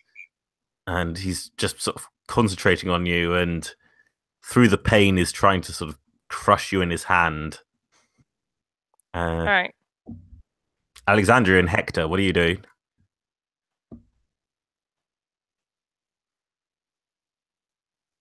You can go ahead, Hector. Hector? If you don't. All right. I think I think I got the acolytes' attention pretty significantly with the kind of foretelling the future here. So I think I'm going to attempt to line it up by kind of by saying something to him. I know that he's like kind of disturbed by my view of the future. So I think it's that resonant voice again is going to say, "You wish to know what I've seen."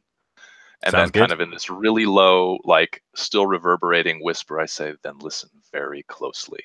And so I'm just trying to get his attention, basically. Okay, cool. Give me a glass roll. Cool.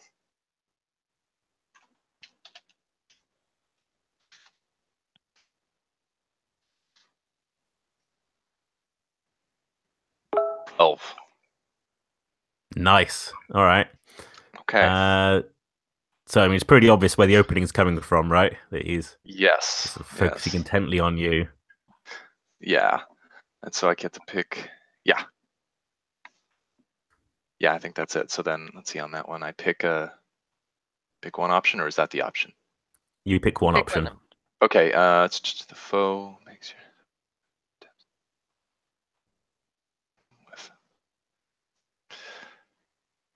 I'm cool with the opening only lasting a few moments. Okay. Yeah, if you've got time to go for it. let's see, what's the name of your character? Alexandria? Sorry, Alexandria. Yeah, just giving you a moment here. Oh, yeah. You're hiding on the sort of lip of the dais, right behind the regent. They are the acolyte. They are holding Isidor up, but their focus isn't on them. They're distracted, staring at Hector, trying to hear for what glimpses of the future will come next. What do you do? I'm gonna hope that that Isidor can regain their balance, and I'm just going to grab the acolyte's foot and haul him underneath. Nice. Yeah, that's probably mercury or iron. I could see either one working. Whichever you prefer. Let's do iron. Selfish reasons. Right, Yeah. good. Okay. That's a double 6. Boxcars. I think there's something wrong with the roller. You're just good at role-playing games. That's it. Yeah. All right. So, do you want to describe for me how you finish off this acolyte? Yeah, I think there's something dangerous in Hector's words, and there's his sort of eyes glaze over and completely distracted, and so I grab his leg. He doesn't see me sort of rise up from the water underneath, John Woo style, and then I sort of grab his leg and pull him down. But I think because he's holding Isidor, that Isidor like regains their footing and sort of maybe like falls to the ground, but is able to stay on the dais. And I just sort of like hold his head underwater and use it to propel myself up and onto the dais. Okay. You just hold it there until the movement ceases. Nice. Yes. I think if this were a TV show, there'd be a quick cut over to me, and I would be whispering under my breath, not in that reverberant way that other people can hear, but in a way that only I can hear, and I'll say, "That is what I saw." Just like, then I just walk over to the guys, just kind of nonchalantly. Yeah. Good. All right. Good stuff. So, All right. yes, the red spreads and fills this water until it is all just pure red. And you can no longer see the acolyte's body bobbing in it. But, well, the priests, with the death of the acolyte, cry out and fall to the floor and seem to sort of curl up and wither. And what about Liliana? Yeah, Leliana is sort of clutching onto this spirit that had appeared next to her and defended her, but that fades away. And she glances around and spots you and says, Isidor! And leaps over the moat and runs towards you and grabs you and holds you tight. Oh, you're okay. Good. I'm okay now. Good. Let's go to What? safety now. Yes. Okay, so the acolyte has been defeated. Each of you can choose to raise blood by 1 if you wish, and pick a corresponding advance.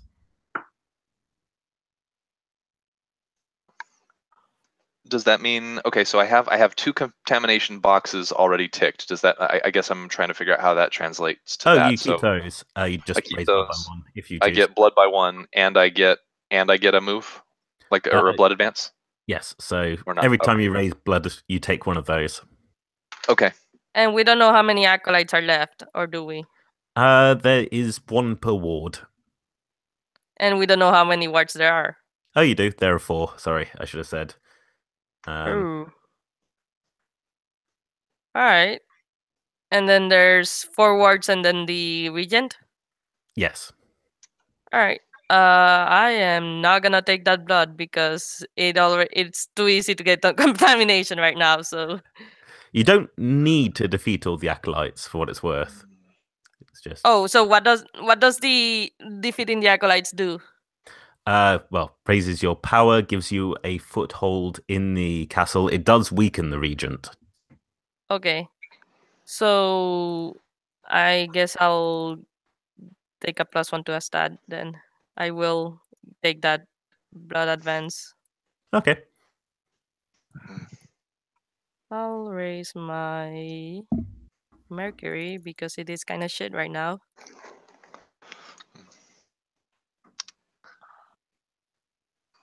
So I think I start to absorb a bit of power from the castle. I'm definitely taking the blood. I start to absorb that, and I think you might hear me like kind of cry out in pain and like put my hands over my eyes, and you start to probably see some like light leaking between my fingers. And then when I take my hands away and stand up and open my eyes, they are just that, like, they're black but with like a starscape kind of passing through them. So you see the light of like stars and like nebulae kind of shining out from them at the moment. So I'm taking chaos eyes.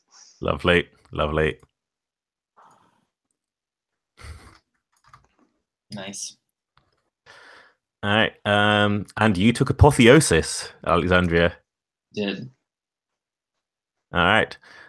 So I guess the spirit, as it instead of, well, it doesn't fade entirely from where it was standing guarding, but it sort of looks to you and nods and, you know, says, "Yes, you are true. You are worthy of my power," and sort of surges forward and joins with you again.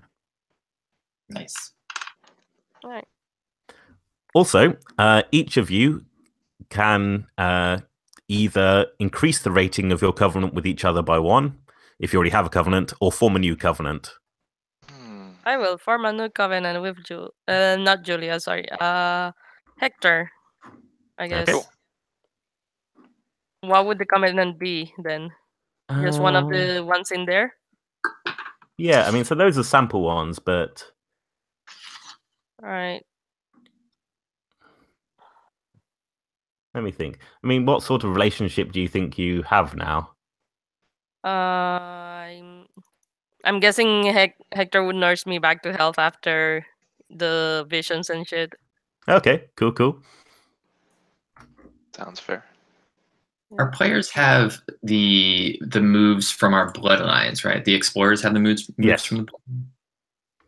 So is it possible to do a move like the flesh is weak on Isidor? With prayers and dungeons, you can concentrate the castle's corruption in one part of an explorer's body. Actions using the corrupted body part have advantage, but so long as this ritual continues, the explorer marks an additional point every time they mark corruption. I mean, I'd say you probably need Isidor's consent for that. Wait, so what do you want me to do? I'll copy and paste the move into the chat so you can take a look. Okay. Of course, Hector can use a miracle of science at this point. That's what I forgot about those, but now that I went and see it, I'm like, yes, I'm definitely doing that. So I want to pull the body of that acolyte out of the water onto the dais and just start cutting him open with, like, I don't have a knife, but I think I would just use like the tip of one of my crossbow bolts or something like that. I think it's got like a surface, and I just start digging into this this thing. Wait, Okay. so hold up. It's a sort of risk-reward thing where... Alright, that's fair. I guess I'll do that. I'll remove the blood gift I have, I guess. What? Oh, right, so you want to raise blood, after all. Yeah. I will erase the frenzy. I mean, does that mean I cannot take it later, or can I take it later as well? So, for what it's worth, you only do the second part of that move once you actually amputate whatever body part the corruption had been concentrated in. Oh, okay. So it's like Okay, you have this ongoing effect where you have advantage using whatever body part that is, but also get more corruption. And then if it ever gets cut off, you get a major wound and lose a point of blood and a blood gift. Oh, gain that major wound. Okay, then I won't do that because no, fuck that. All right. I misread that. No worries. All right. Okay, so I'm just going to take a quick break to get some water and such. So we say 5 minutes or so? Sounds good. All right.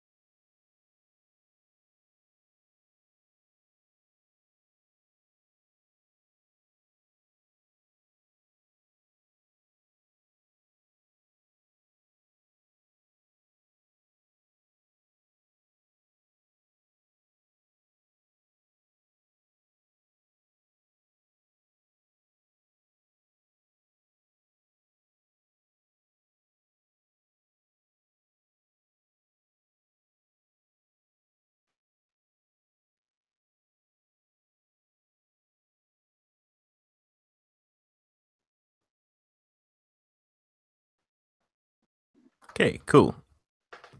So, I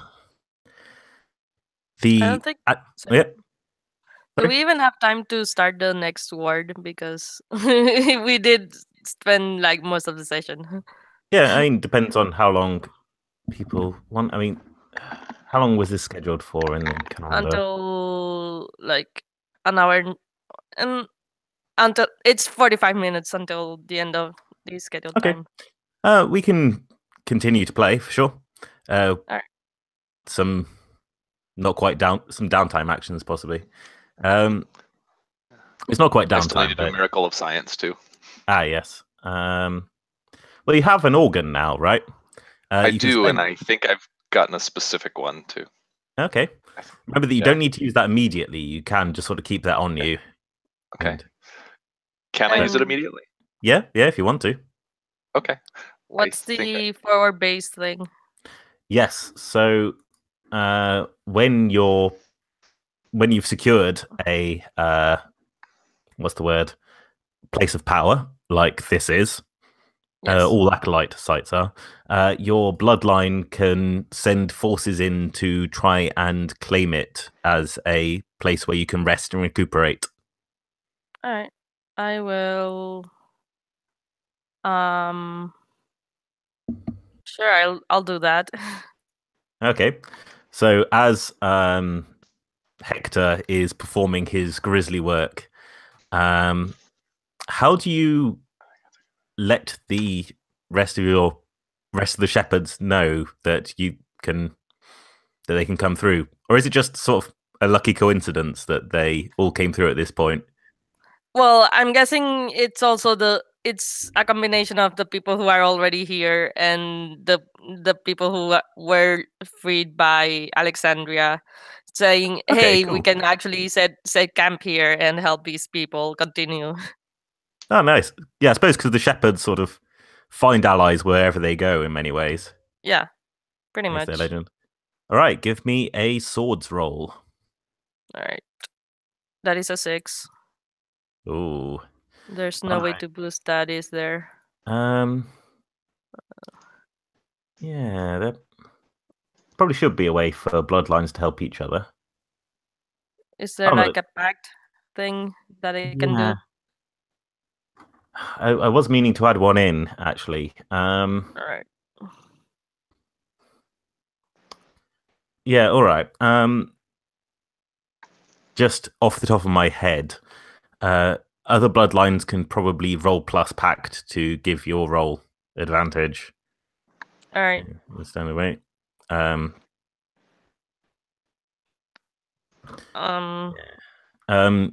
wants to try or?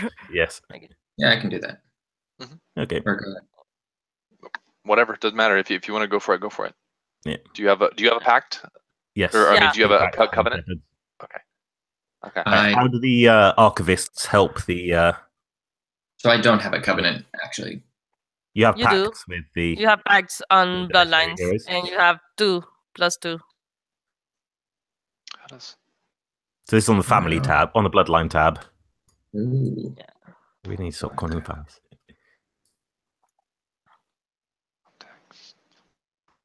Got it. Okay. Yeah, I see. Mm.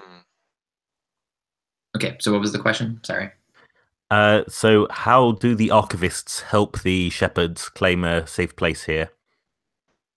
I think that there's a legend that we draw on. There's a story. There's of a cleansing ritual of some sort that allows us to turn a space into something something habitable. Okay. Does that seem reasonable? Yeah, that sounds good. Do you want to roll plus pacts then?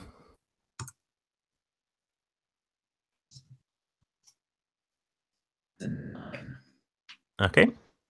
All right. So you get advantage on this roll. So I will roll an extra d6. Hmm. And that's much better. That's a total of 11. 10, 11. Nice. Yeah. Okay. Because it's the +1 and it yeah, replaces yeah, the yeah. 1. Yeah. So, do you want to pick one option from the forward base list that still needs to be done to make this place safe? I wanna say defenses need to be set up Okay. because the archivist probably cleared the evil aura by just helping. Yeah. Yeah. So and Okay. I don't think there needs to be many supplies gathered here because they already had a bunch of people here. So Yeah. All right. Oh, one thing I should have mentioned was remember those ritual tools that I mentioned on the altar. yes. So now that the fire has burnt down there to ashes, you can pick through those and take those if you wish. So they're worth 3 relics, these things, altogether. All right. So one relic each. If that's how you want to divide them. I think in character, I think Alexandria is going to try to keep them as artifacts to be archived. You may. I mean, I don't. My mention character it. doesn't care because what's he gonna do with them? Yeah. So, Yeah, I think Hector would definitely care because that's I'm here for power, and that is those are instruments of. So no, I think I'll come up and say even division, or I mean you asked me to help you in destroying those symbols of what were they that we were crushing? It was Symbols of the false religion. yeah, symbols of the false religion. Are you going to treat me this way at the end of this this quest? I think Alexandria looks at Hector and stares into. Are your eyes still celestial? Oh yeah, absolutely. There's nothing that looks like human eyes there anymore. Freaky. Yeah, I think I stare into.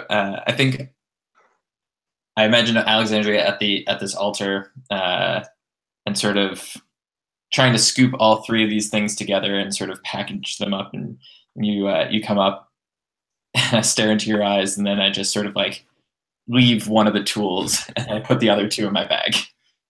Okay, cool. Fair enough. All right. Yeah, it's good enough for now. All right, so yeah, let me just notifications. There we go. Isidor, then with the help of Liliana, she's been telling how she was seized off the streets by these strange priests and brought here with all these other people, and well, she knows a lot of these people now because they've been kept here in captivity. So she helps you organize them and get them working together. What sort of defenses do you try and build up? I guess barricades, Okay.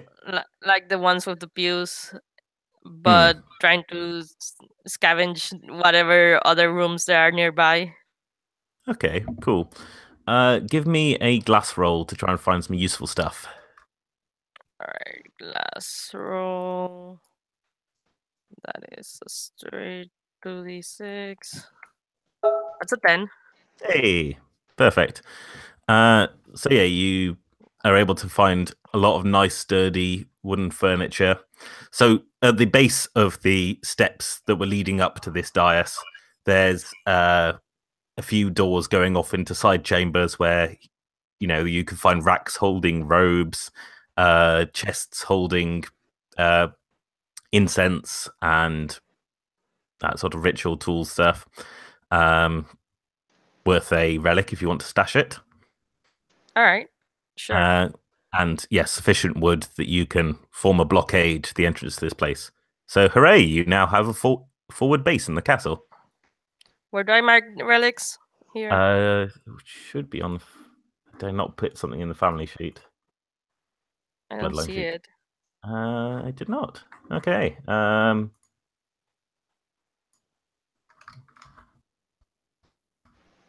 we go. Okay, it was a 1 relic. All right. And after that, I would like to rest. Okay, good stuff. So this is your camp. Do you want to give me a chalices roll for rest and recuperation? Sure. All right. Rest and relaxation. That is 8. Okay, good. So pick 2 from the rest and relaxation list. I'm gonna heal all wounds because good. that was a thing that Yeah. happened. And I think I'm gonna have no one took harm other than me, so I won't choose that one. Where is this rest and relaxation move? I'm trying to It's find under it. bloodlines. Okay. All right, and I'm gonna pick that the Regent's Cloud doesn't take down. Okay. Good stuff. So all of you, well, none of you had wounds apart from Isidor. So you're all good. Yeah, I needed to get rid of those. Yeah. So yeah, I still have only 1 armor left because I didn't pick that to recover my. Okay. All right. Okay. So after, well, how do your people here sort of support you and protect you and give you space to recuperate?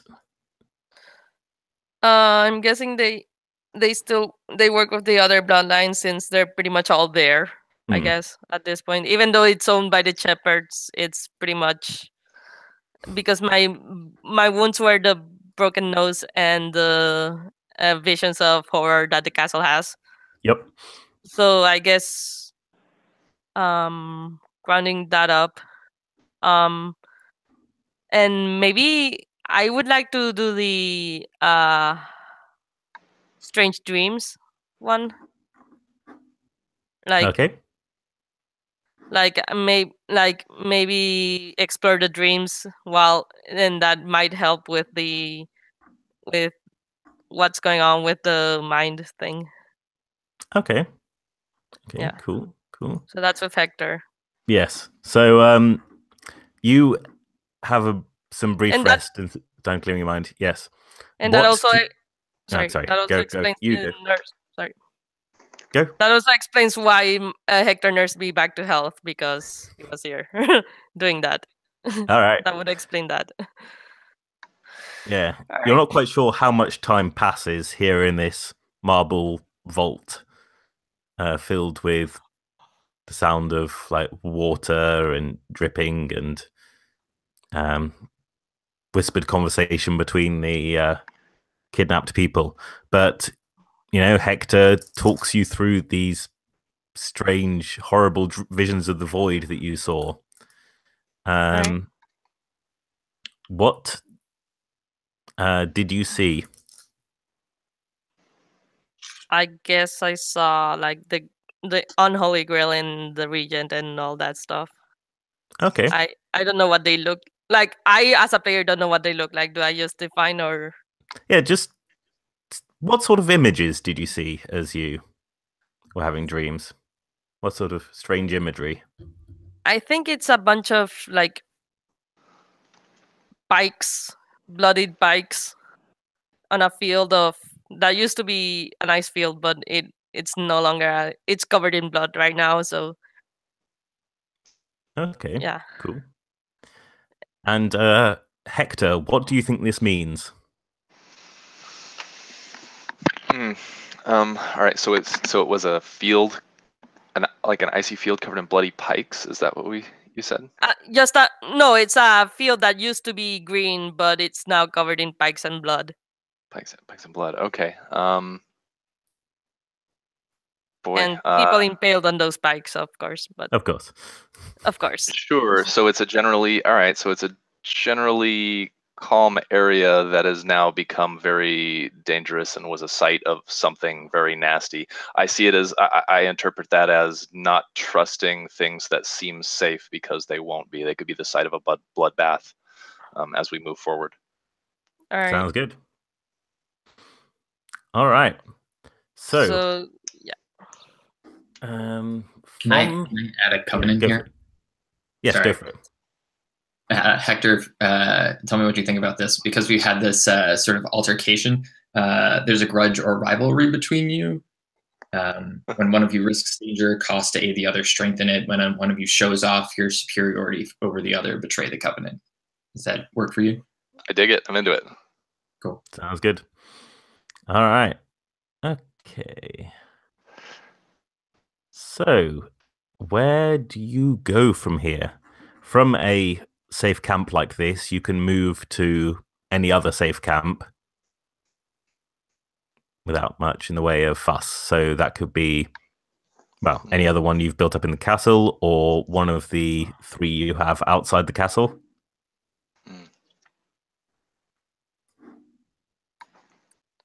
Or we can continue on.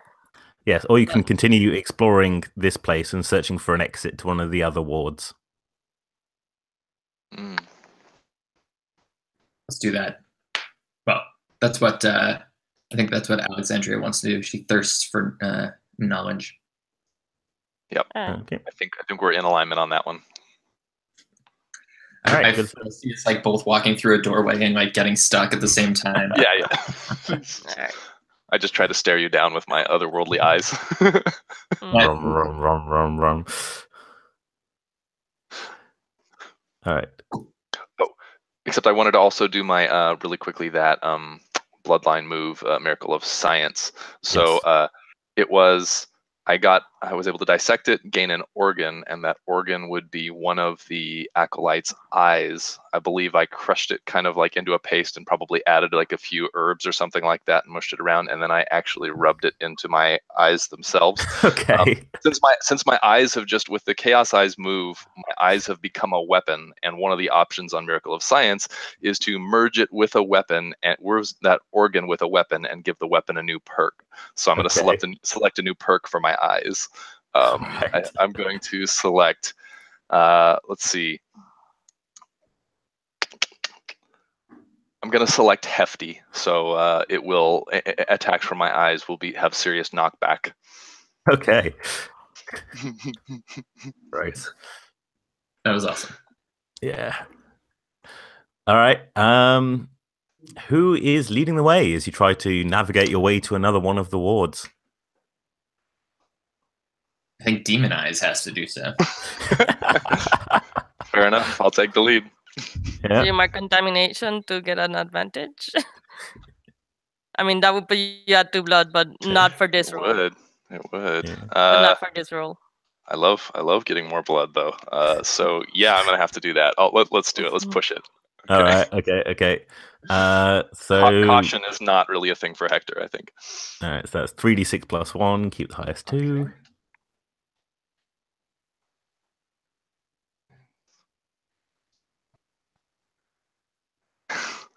Oh, 6. that's bad. But I do get That's an fine. extra contamination, which gives me a blood. So I'm up to 2 blood now. All right. Okay. I'm gonna take Um.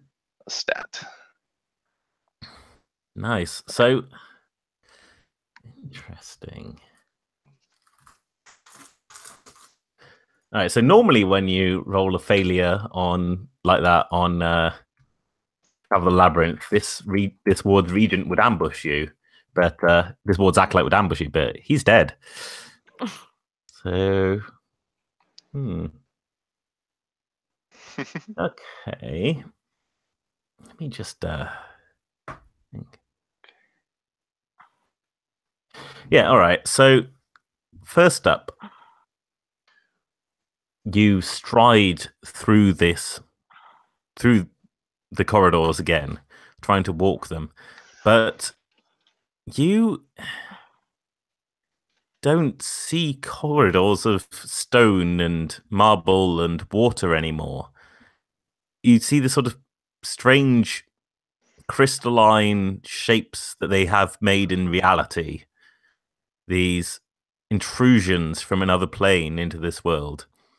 And it's difficult for you to stay in the physical. Mm. And those two of you following Hector, there is a moment where in your perceptions it looks like he is merely a silhouette cut out of the night sky, and stars and darkness passing through him. Are you okay? I think I turn back and do I notice a huge difference? What do I notice? Like if they're seeing that? Well, you're just seeing this other layer of reality, really. This, the interface between the corruption and the real. It's difficult for you to focus on either one of those. Hector would be happy with that, I think. So I think I'd turn back and you'd see my kind of ethereal, like star-lit form right now and just say, of course, why wouldn't I be fine? You don't look fine. I think I just would turn and continue on if I could, Yeah. This is not gonna go good though. Who are you? Are you going to continue walking where Hector leads you? I'm gonna try to take the lead myself. All right. Because I am not. Because I'm not confident that Hector is leading us anywhere good. All right. Do you like just push him aside and start walking yourself? Yeah, pretty All much. right. Give me a blood roll. Blood. All right. Is this travel the labyrinth? Yes. Okay, 36 plus 2. It's a 9. Okay. Good. So you didn't take contamination then? Nice. No, I did not. All right. Okay, so you're looking around for a way out of this place of marble and damp purification. What signs do you see taking you somewhere else? Up. Just up. Okay. Into darkness. All right. More darkness, actually.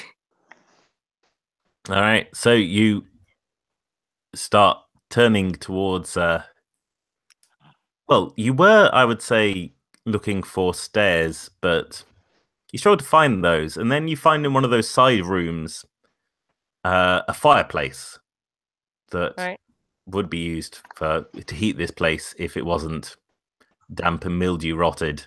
But you know that a fireplace has a chimney, and a chimney has to go up. Yeah. So it's quite large. It's not much of a squeeze as you start working your way up there. All right. It is quite dark. Does any of you have any sort of light? I don't think you do. Okay, good. That's unfortunate. Yes. I thought someone did. Oh, it must have been. Yes. I saw it on someone else's sheet. Yeah, I saw it also on someone's sheet when we were doing character creation, so I went for other stuff. Fair enough. Does survivalist gear have something that might be used for a light source? Yeah, I mean, that could probably get flint and tinder. If you have something that you can burn. One of those relics that you took. I ask you for your relic. Is there there's a fireplace, right? So yeah, this is the fireplace. We're climbing it. Yeah, you could probably find some wood in the fireplace. Yeah, I'm gonna do that and slightly mildewy stuff. Try to set it ablaze.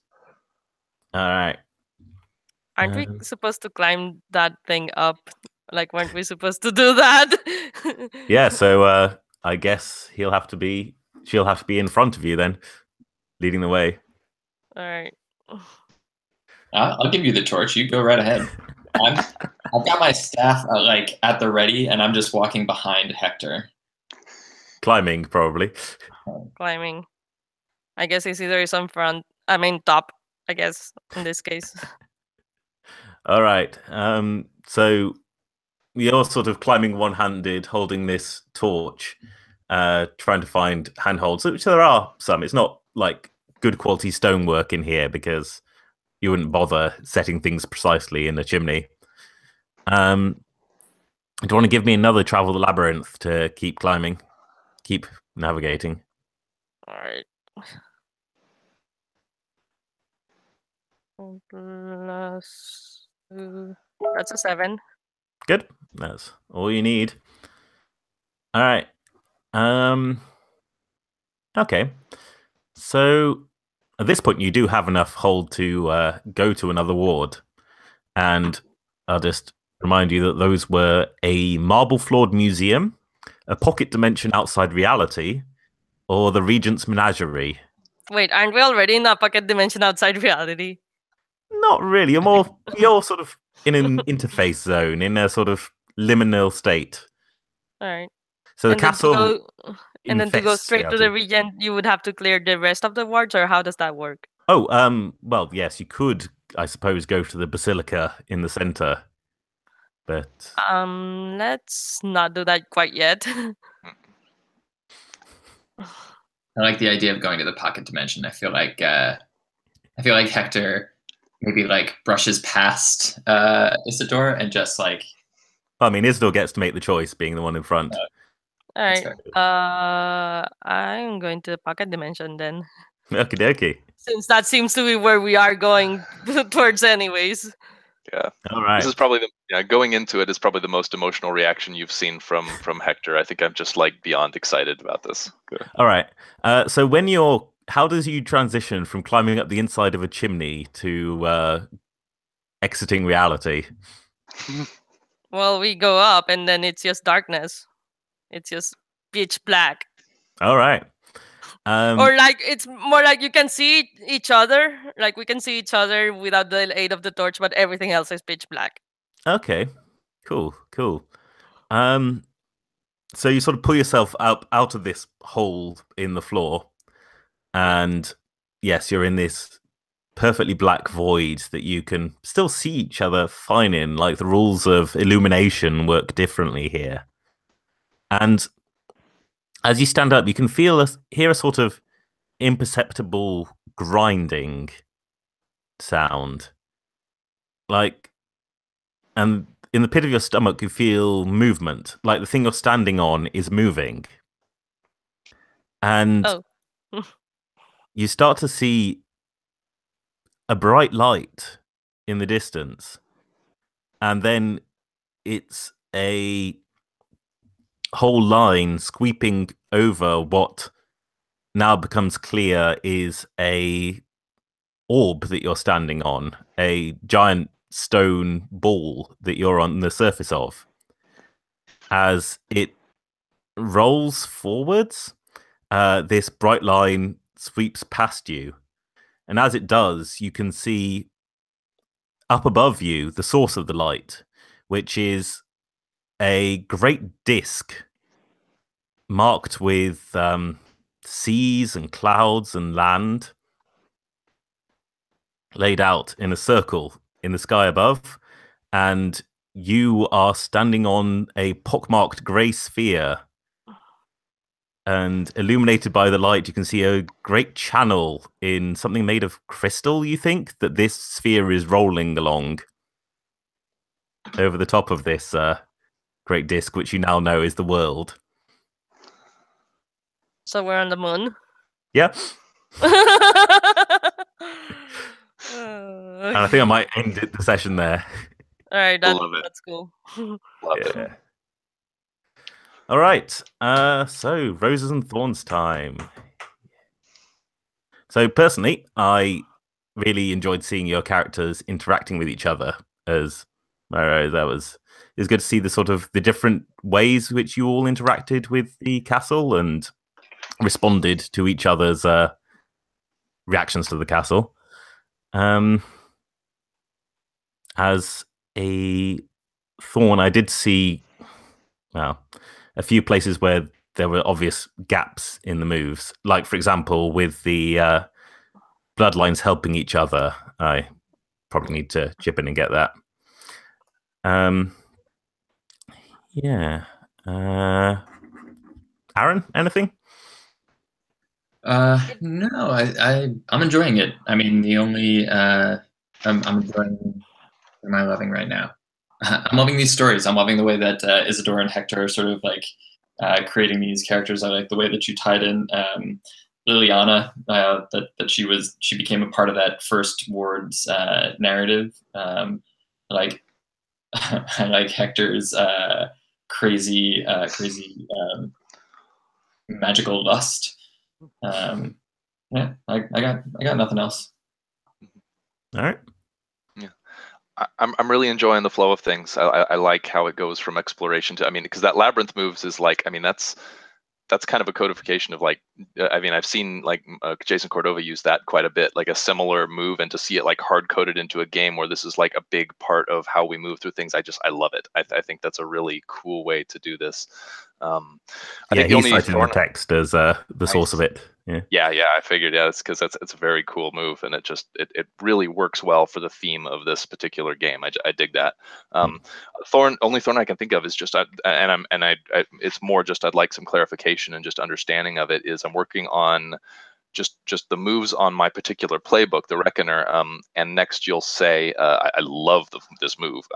The only thing I have questions on is it says they stumble, hesitate, or flinch, but all, you know, and that's one of the options I can pick on a 7 to 9. But then on a 10 plus, I can get an opening. They pick one on a 7 to 9. They pick one. Yeah, they pick one. Sorry, they pick one. If they do that, though, how does like, is there a mechanic? Is there like an advantage like created there? I just couldn't really. It didn't seem as tangible as far as what them resisting doing what I said, you know, like what benefit that gave me by having success on that move, if that makes sense. Okay. I'm just not sure if I'm not seeing it. That must be it, but I suppose So one way to fix that would be like they choose whether they give you the opening or not. Like do what you say or they grant you an opening, which makes sense. Yeah, it's plausible. Possible. Yeah. It might be that. So the way I thought of it was essentially in a situation where there's a particular action that they might have be taking that you really don't want them to do. You can either predict that they do something that you'd be okay with, in which case that's fine, or they don't do the thing that you feared that they would do. Gotcha. Okay. So it's more like a tactical like statement that I can make on like, okay, do I want them to do this thing or do I not want them to do the thing that I think they're going to do? And that, okay, it makes a little more sense in that context. Yeah. I might I dig it. Maybe shift it so that it gives a buff to one of your friends, you know, if they do hesitate or flinch. I like that. That would be very cool. But honestly, and I'm only saying this, I'm just trying to clarify because I freaking love that move. I think that's really cool. It's very unique. I haven't seen one like that before. So yeah. All right, Maria. My concern right now, first of all, good game. I really enjoyed this. it's pretty cool the concept. The one thing I'm worried about is how fast we're getting contamination. Okay, because we're done with only the first ward and we're already like halfway through our blood. Yes, indeed. So yeah, I think it might be good to slow it down a bit, or at least have it up to like what I thought it was, which is 4 contamination before so we get the. In the first draft, it was 5 contamination, and then you roll over. And like the first times I played it, it wasn't happening at all. But thinking about it, since then I did a lot more contamination triggers. So we might be good going back to 5. Yeah. I mean, on the other hand, it is nice getting those gifts and such. Yeah. I mean, it felt too fast, and also since it is kind of like the corruption move in Urban Shadows, in which your character will leave the party if they do get all of the moves or all of the advances. So yeah, I guess it kind of hinges on what you see happening if someone gets all of the gets all the blood they can, and then has to retire their character, like in the middle of a siege on the castle. Like what it definitely, I mean, it could work. And if characters are just pushing themselves really hard and they're getting more and more blood, that's a very cool trade-off of, yes, I get more power, but more, I'm shortening the lifespan of this character. It just depends on what I think it would really hinge on. It'll either work or it won't work, depending on what you see happening once they reach that point, once they have to retire. How does that get handled? And I mean, I'm sure there are ways to, like, it could be handled well, for this, even with this speed of us gaining blood. But it just depends. I don't know if you want to slow that down, or if you want to have something else interesting happen when they're retired, and how we integrate new people or whatever. Yeah. So I definitely do need to think about how you integrate new people into the effort. So what it has in the rulebook at the moment for if you hit Blood 5 is that you retire and may return as an acolyte of the regent, which is I like that. It's nice, but it's not necessarily. Oh, or rather, that happens at the end of the current situation, whatever it is, whether that's a fight or whatever. But I mean, I think pretty much every contamination. Maybe I should just rename it corruption and be done with it. Anyway, I think pretty much every contamination trigger is voluntary at the moment. I think one of the somewhat, because there's also the consequence for moves, in which case you don't. It's like semi-voluntary at this point. Yes. Something bad will happen instead. Yeah. So I suppose the idea was that when your blood is low, marking contamination is a gimme. It's a way of taking the pressure off in those moves, so that you can get these victories and start unlocking powers. But as your blood gets higher, it becomes more of a risk. So yeah, but maybe it needs more. But it just needs tuning, I think, of how many corruption ticks you get. Contamination ticks. God. Yeah, that I totally agree. I know Urban Shadows has 5, but also has less ticks or less conditions. So maybe actually more than 5 would make sense, or depends. It depends. Yeah. Because also the lifespan of an Urban Shadows character is longer than one from a Rhapsody of Blood character, considering legacy. Yeah. I think that's the trick. So I could rip from Dungeon World, for example, and have it be your current blood plus 3. Yeah. So it takes 3 to go from 0 to 1, 4 to go from 1 to 2, etc., etc. Or another possibility, I guess, would be some moves that an option allows you to remove a corruption. There are some of those already, actually. There are? Okay. So resist doom as a bloodline move. You can do a ritual to reduce it. And there are some elsewhere, I think. But maybe do it more. I think the bloodline moves need a bit of tuning in terms of what their role in the narrative is. And then, right. I think my experience with the blood is that I intentionally pushed the contamination through the beginning. I think your description of it is appropriate. I wanted to unlock some of those skills and have some more options, and I think that that's cool. And I think that when you're doing these like 3 or 4 session bouts, I think it's perfectly okay for that character to succumb to that contamination. And I would imagine that it'd be really easy to create another explorer within the bloodline, right? Yeah. We've already done that groundwork, that backstory, and it's just about picking up another explorer that can come out of the shelter, like the safe, the forward base, right? So I think that there's ways to play that, but I like the idea that it's achievable within a particular arc.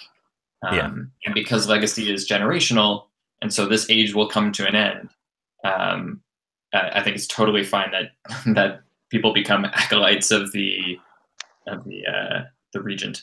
Yeah. I mean, I would love to fight Hector in a following generation. That would be awesome.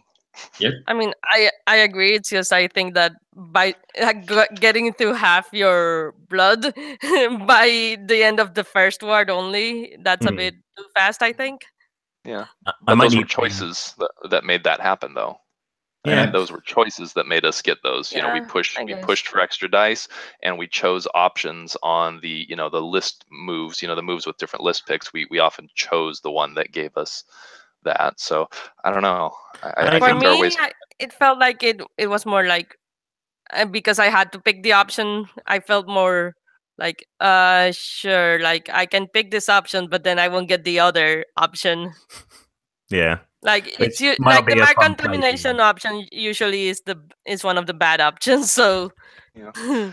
in But I can terms actually of see like that as a good thing. I can see that as a good thing because, like, later on, as we get closer towards the end with these characters, we'll be the choices will be much more difficult. We'll be like, man, can I afford to take another point of contamination here, or man, I just have to take these. I have to take this other crappy option because I don't want to go. I don't want another blood. So I don't know. I think that ramps up the difficulty of decisions later on, and I think that's not a bad thing. I like that. It's important to It- see if that's fun, Yeah.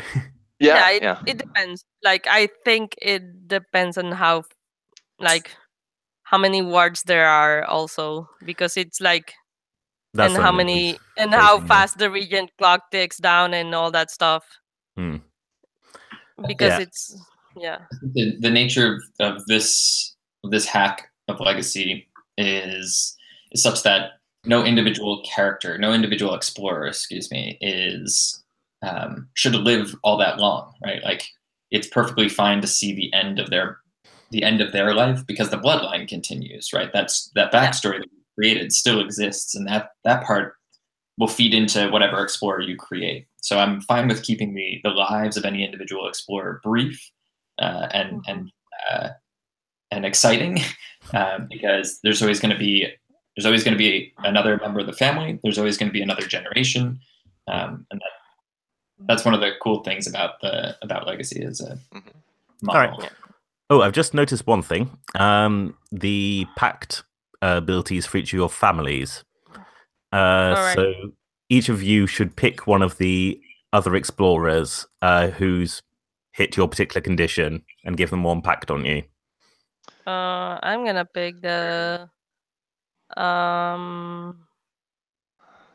I have to pick the Holy Church, the Archivists, but it would bring me to Pact 4, which kind of doesn't make sense. That's cool.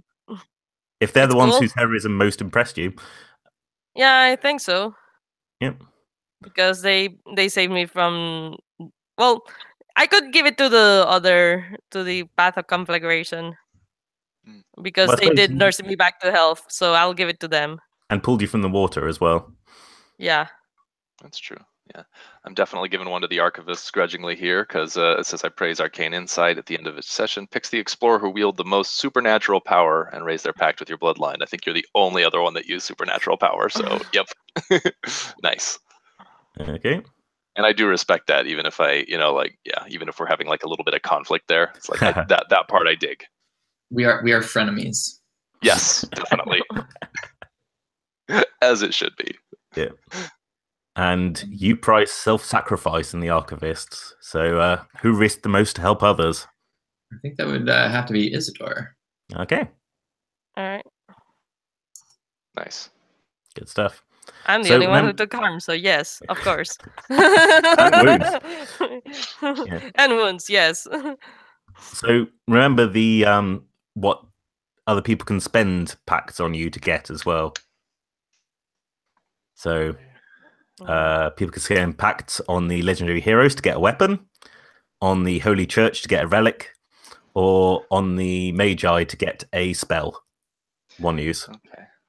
Okay, so I get to. So this is basically a currency that I can then use. So like if I have one pact with Shepherd, I can spend one pact to on get that a weapon thing from their stores. Okay, nice. Okay, cool. Yeah, so these are sort of moves that you give to everyone else, sort of thing. Awesome, that's great. But yeah, so I think I will call things there. Thank you very much for all the feedback and fun exploration times, Antora. Yeah. And yeah, I'll see you. Well, I will be in touch earlier than I was this week to see who I will see next week. Right. Sounds Right. great. Thank you. Yeah. Thanks a bunch for running this. Having a great time. Bye. All right. Thank Bye, you.